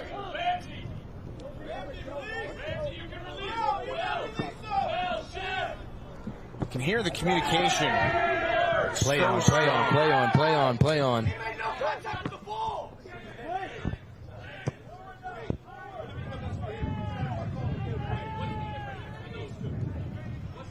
Things are heating up. No doubt about it. And I love that, because Columbus is actually a goal up, but this is the hunger, this is the determination that it takes to be successful at any level.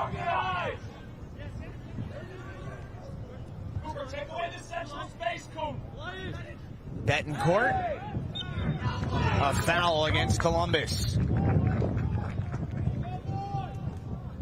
It's interesting to see as the match heats up how the referees react to that, and at times the referees, at times you can tell that they can't handle the pressure, but if you're a referee, you just gotta take control of this game and not be influenced by the coaches, not to be influenced by the benches. This is Grabfelder. Crucial moments of the game right here. Grabfelder. Service. Comes back out towards the top. And a good play to slow play by Chris Rogers for Columbus. Pass was a little behind him, though, and Delco able to win possession again in the form of Matt Reed. Here comes McDade. Serves it back for his brother, Jack to Joseph. Now Grabfelder once again. 81st minute, 1-0 lead for Columbus on the goal back in the 19th minute. Can Delco find something here? Dangerous ball into the middle. Cleared away, though, by Jackson Lindemore. Now a strike from well out is over the bar. The positives here, the build-up play.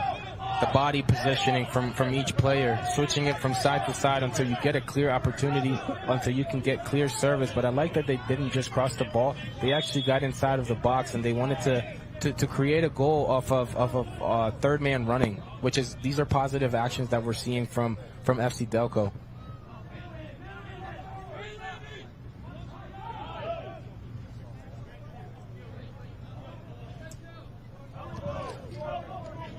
This is Landon Hill, and they'll play on. Got to take care of the ball. If you're FC Delco, take care of the ball. Make sure that your chances are clear. Your decision making is positive, and you always want to make the right pass. Regardless if it's a mistake or not, make sure that you always want to make the right pass and not just get rid of the ball for the sake of getting rid of the ball.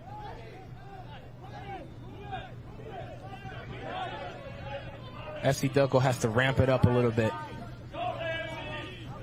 Do you feel like Delco has rushed its decision making a bit? What a ball. Going up a man. What a ball. Good touch by the player right here. There comes Delco. Another chance, perhaps. Ooh. Good footwork. Can't get a strike away yet. Dangerous. Shot, score! We are on level. It's Grabfelder. Got ourselves a match. We got ourselves a match now.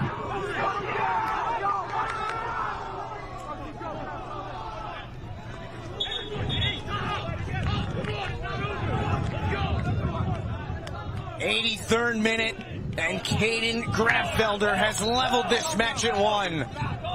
But it's about the individual effort right here, the willingness to get in the box and create things. But Caden makes no mistake striking this ball, putting it in the back of the net, showing his leadership and really understanding that they're a man down. The urgency, the man up, the urgency's there, and the finish is spectacular.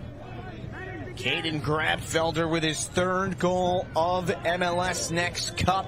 Had 2 against St. Louis, has 1 here. And boy, oh boy, has the boiler turned to hot.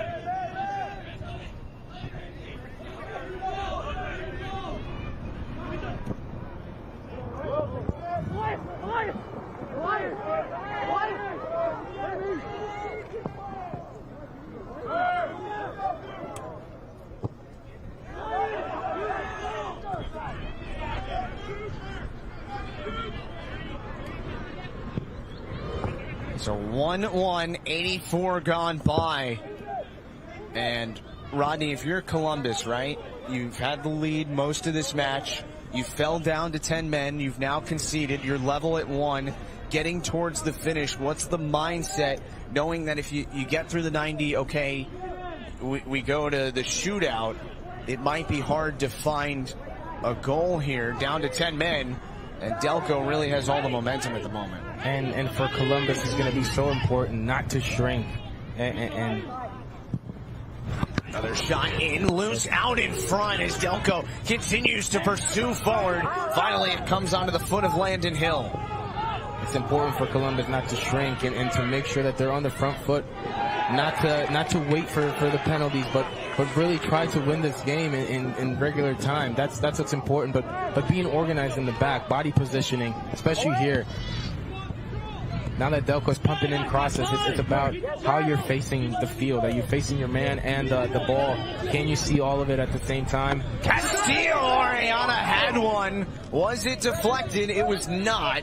So a goal kick coming for Staslopkis. And these are the chances that add more pressure to Columbus. Right here, do you see from distance, knows where the goalkeeper is. Great strike.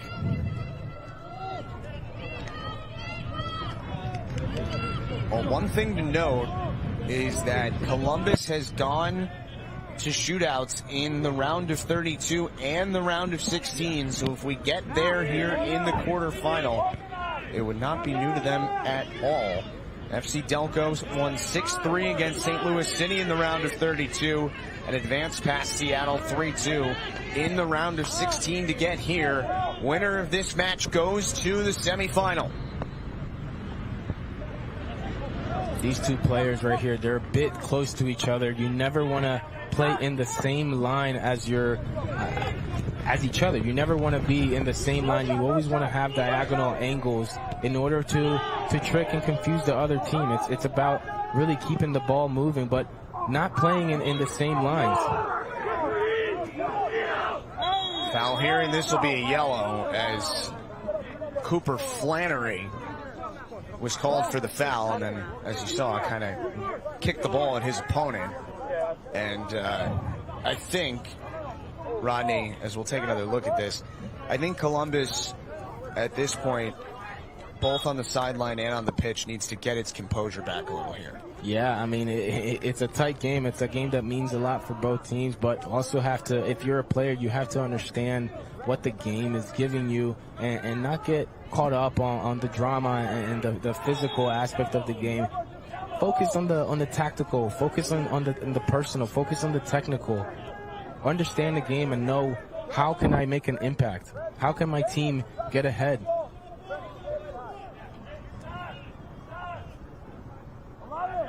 Stas Lopkis will come all the way up for this one for Columbus, and now he'll promptly go back. Communication from the sideline has been strong for Columbus throughout this match. 88th minute, and we are level at 1 on the 83rd minute goal from Caden Grabfelder. Columbus, remember, as you see, playing with 10 men. Here comes Delco again, and this cleared away from trouble. Love what the center back does right there. Clears the ball and immediately is instructing his team to get up, get out. Don't stay too close, because then you're giving the FC Delco an opportunity to ping a ball in the back post and not trap him off sides.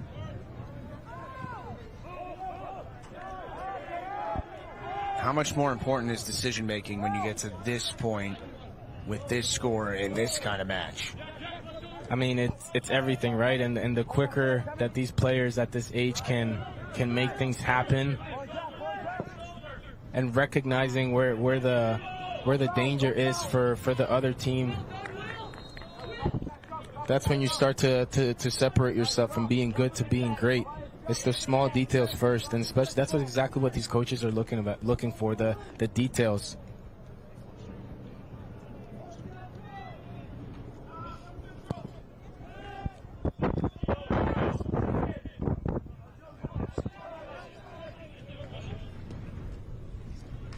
Good step.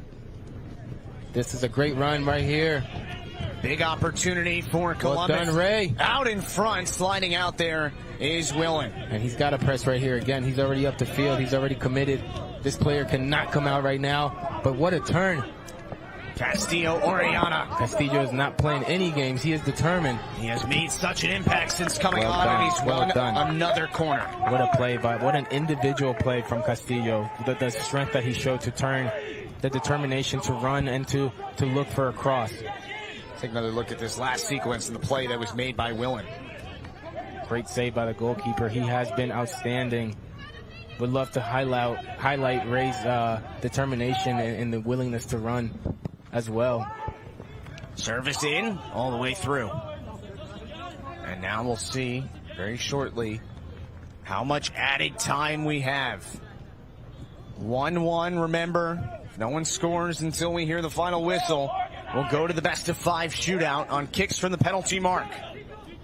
And it's 5 minutes of added time. 5 minutes? Gotta give it a little bit longer, ref. A lot of drama in this game. McDavid tried to get it back. Beautiful 1-2 with Kai Reese. Another corner coming for Delco, as it feels like FC Delco is trying to find the winner, in Columbus almost looking to survive to the shootout here in the quarterfinal.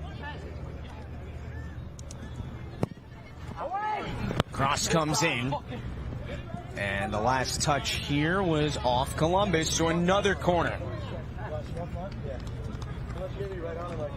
A lot of chances right here. This is when you capitalize. This is when you become great. This is the chance again where the center backs, where the center backs can get up the field and get their goals. Everybody wants a center back that is good in the air, but everybody also needs a center back that can score goals and set pieces.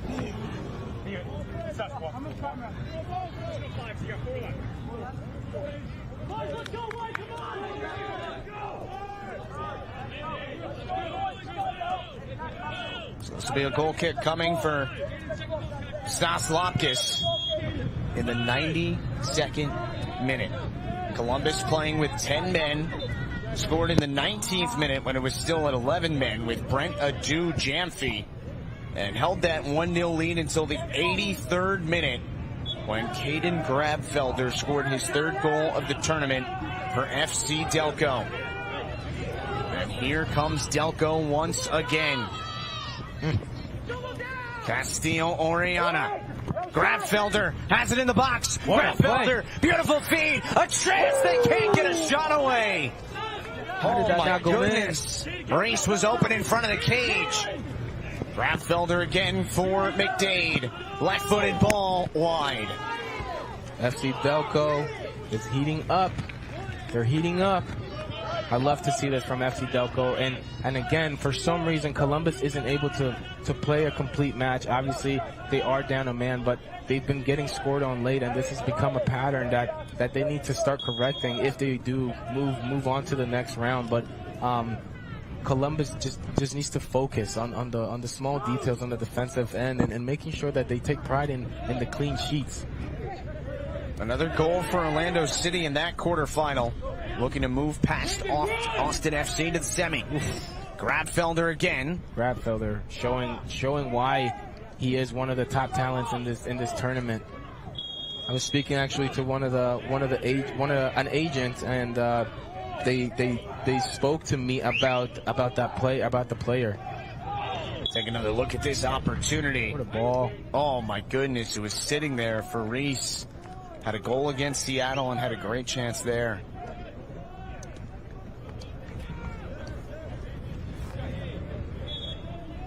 More than 3 minutes gone by past the 90. 5 minutes at least of added time.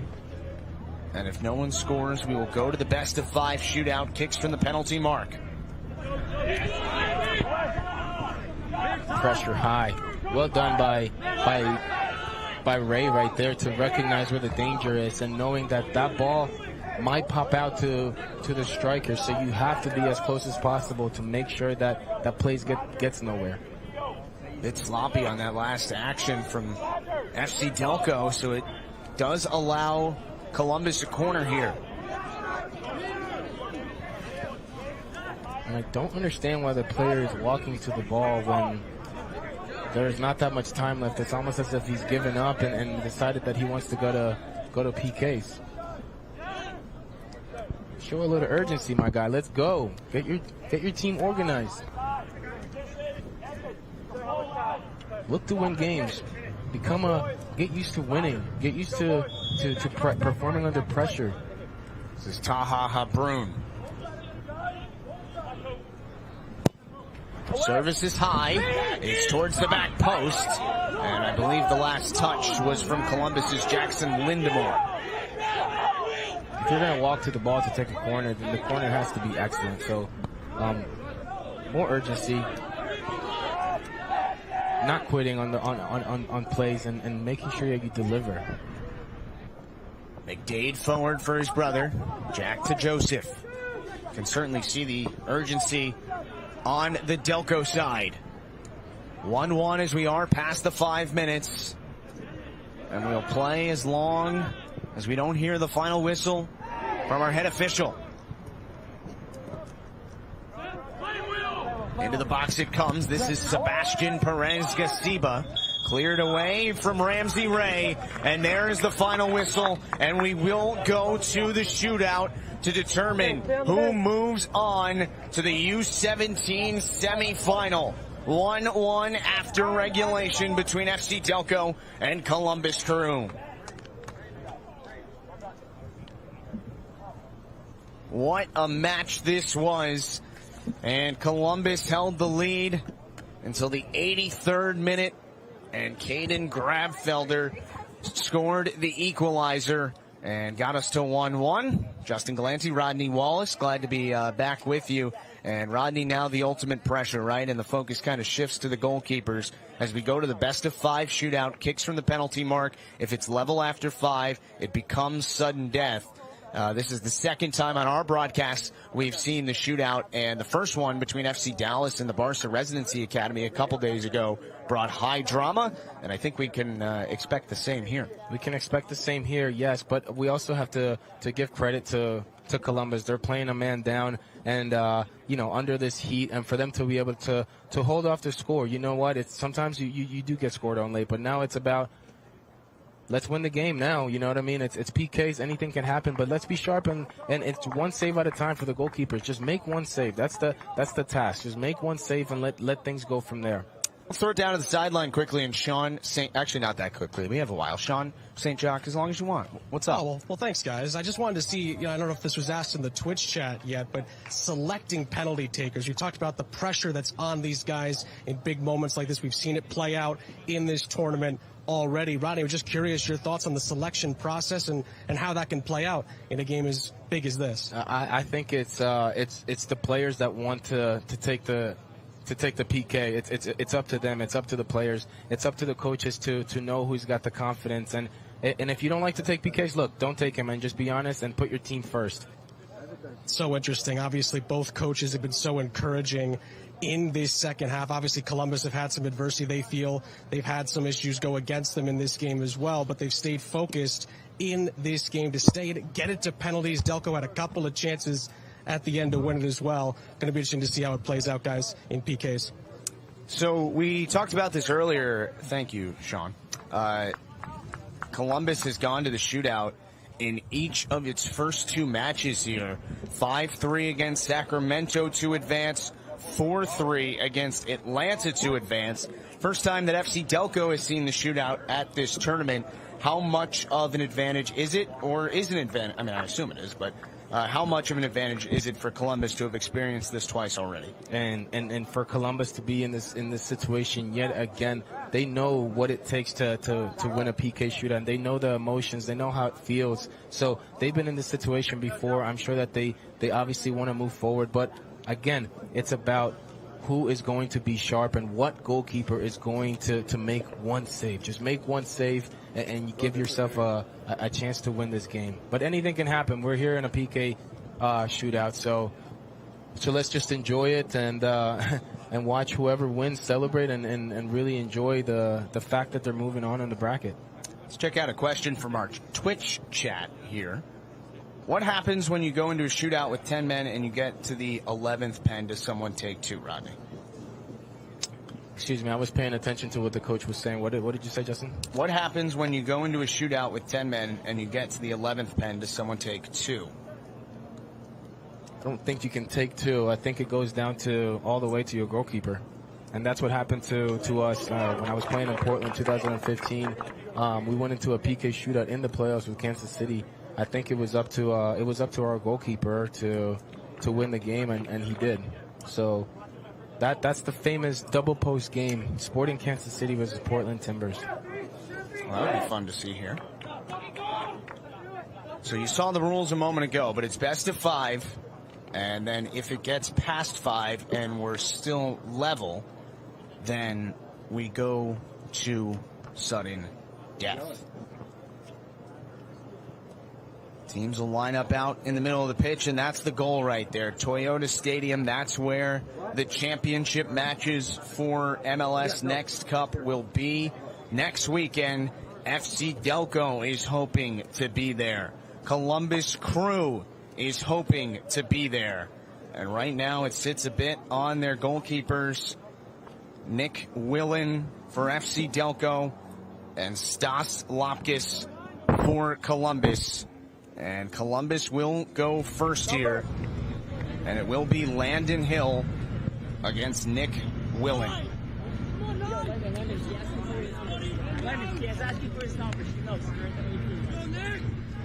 We saw some outstanding kicks from the penalty mark already on this field over the last couple of days. What does this shootout have in store? Landon Hill, the first try in round 1. Hill delays and finishes. 1-0 Columbus. So crucial to make the first PK. And now for FC Delco, Jack McDade, who had a goal in the match against St. Louis. Let's go, bro. McDade against Stas Lopkis. I'm not nervous, man.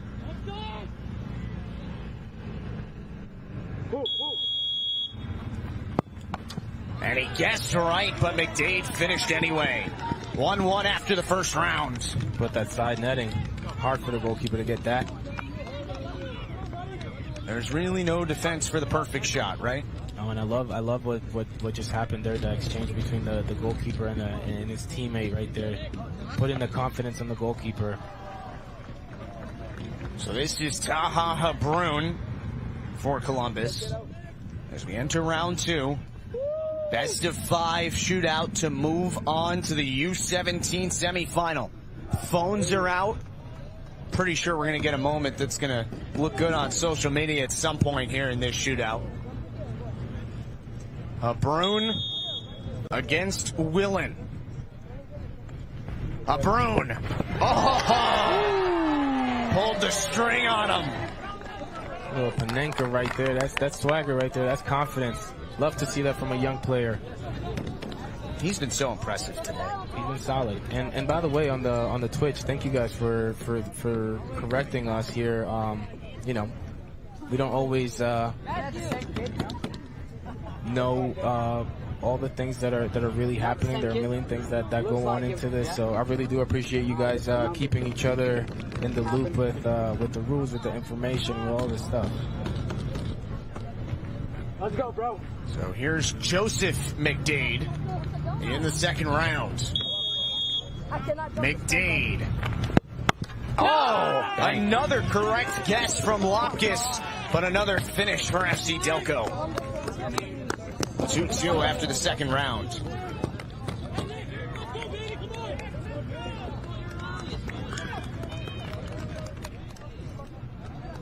Lopkis has gotten a piece of both.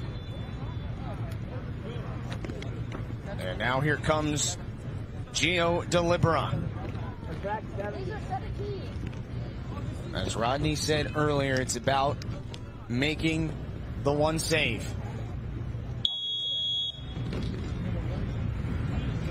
Delibera over the bar. Advantage FC Delco.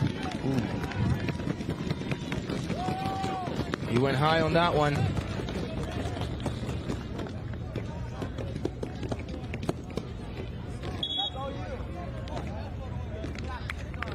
So the advantage goes to FC Delco in the third round.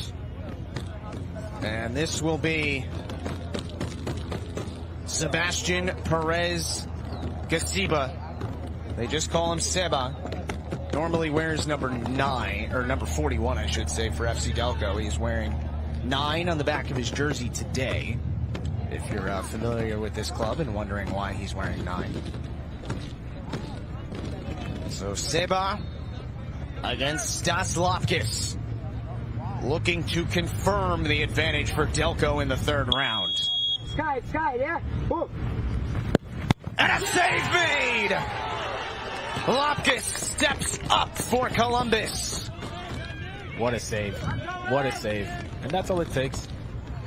That's all it takes. Just continue to do that. One more save. One save at a time. So now, advantage gone. 2-2 after 3 rounds. How much is the adrenaline pumping right now for everyone?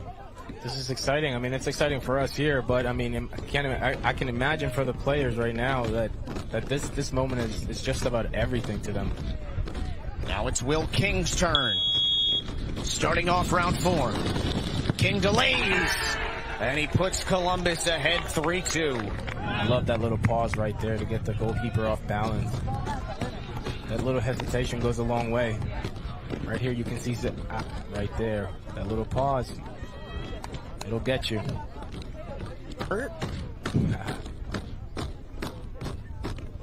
And now it'll be Francis Castillo Orellana. Had 2 goals. A brace against St. Louis. Looking to level the shootout after 4 rounds. Winner goes to the U17 semifinal. Lopkis just made 1 monster save. And this time, Castillo Orellana finishes. And it's 3-3 after 4 rounds. And now it's all sudden death the rest of the way. Castillo makes no mistake. Cool, calm, collected. Flat side to the right of the goalkeeper. Nothing he could do. Ramsey Ray will take his turn in the 5th round for Columbus. Supporters on the Columbus side there, hoping Ray can finish. And the referee's going to tell him to stop. For what? Isn't that part of the game? Coaching staff here for Columbus telling Ray to reset himself after, you don't want him to get cold standing in that one spot for too long. They froze him right there. They froze him. This is getting exciting. Ramsey Ray in the 5th round. I love the added pressure right here. I love the added pressure. I want to see how the player responds. Ray against Willen. And Ray finishes. And now it is a must-score situation for FC Delco, or Columbus will move to the semis. And it will be on the right foot of Caden Grabfelder, whose goal in the 83rd minute got us to this point. Ice cold Ray.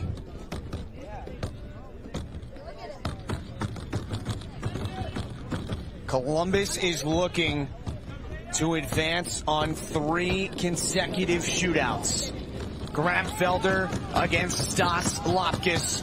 Must score to play on. Grabfelder.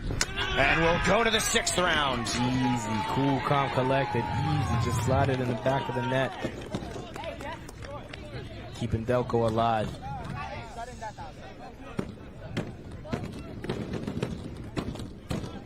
Columbus will turn to Jackson Lindemore. He had a goal in the round of 16, the only goal in the run of play for Columbus in that match. Jackson Lindemore against Nick Willen.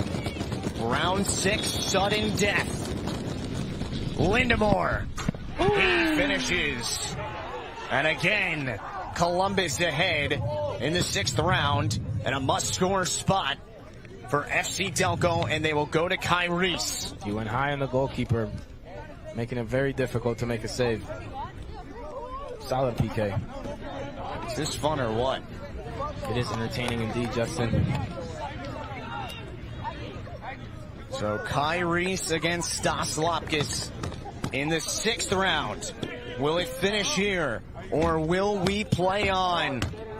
A spot in the U17 semifinal is on the line. Kai Reese. Off the board! And Columbus moves to the semis!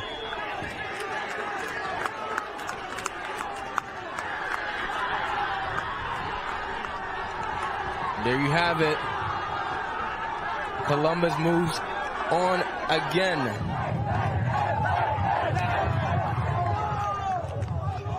Euphoria for Columbus and heartbreak for FC Delco.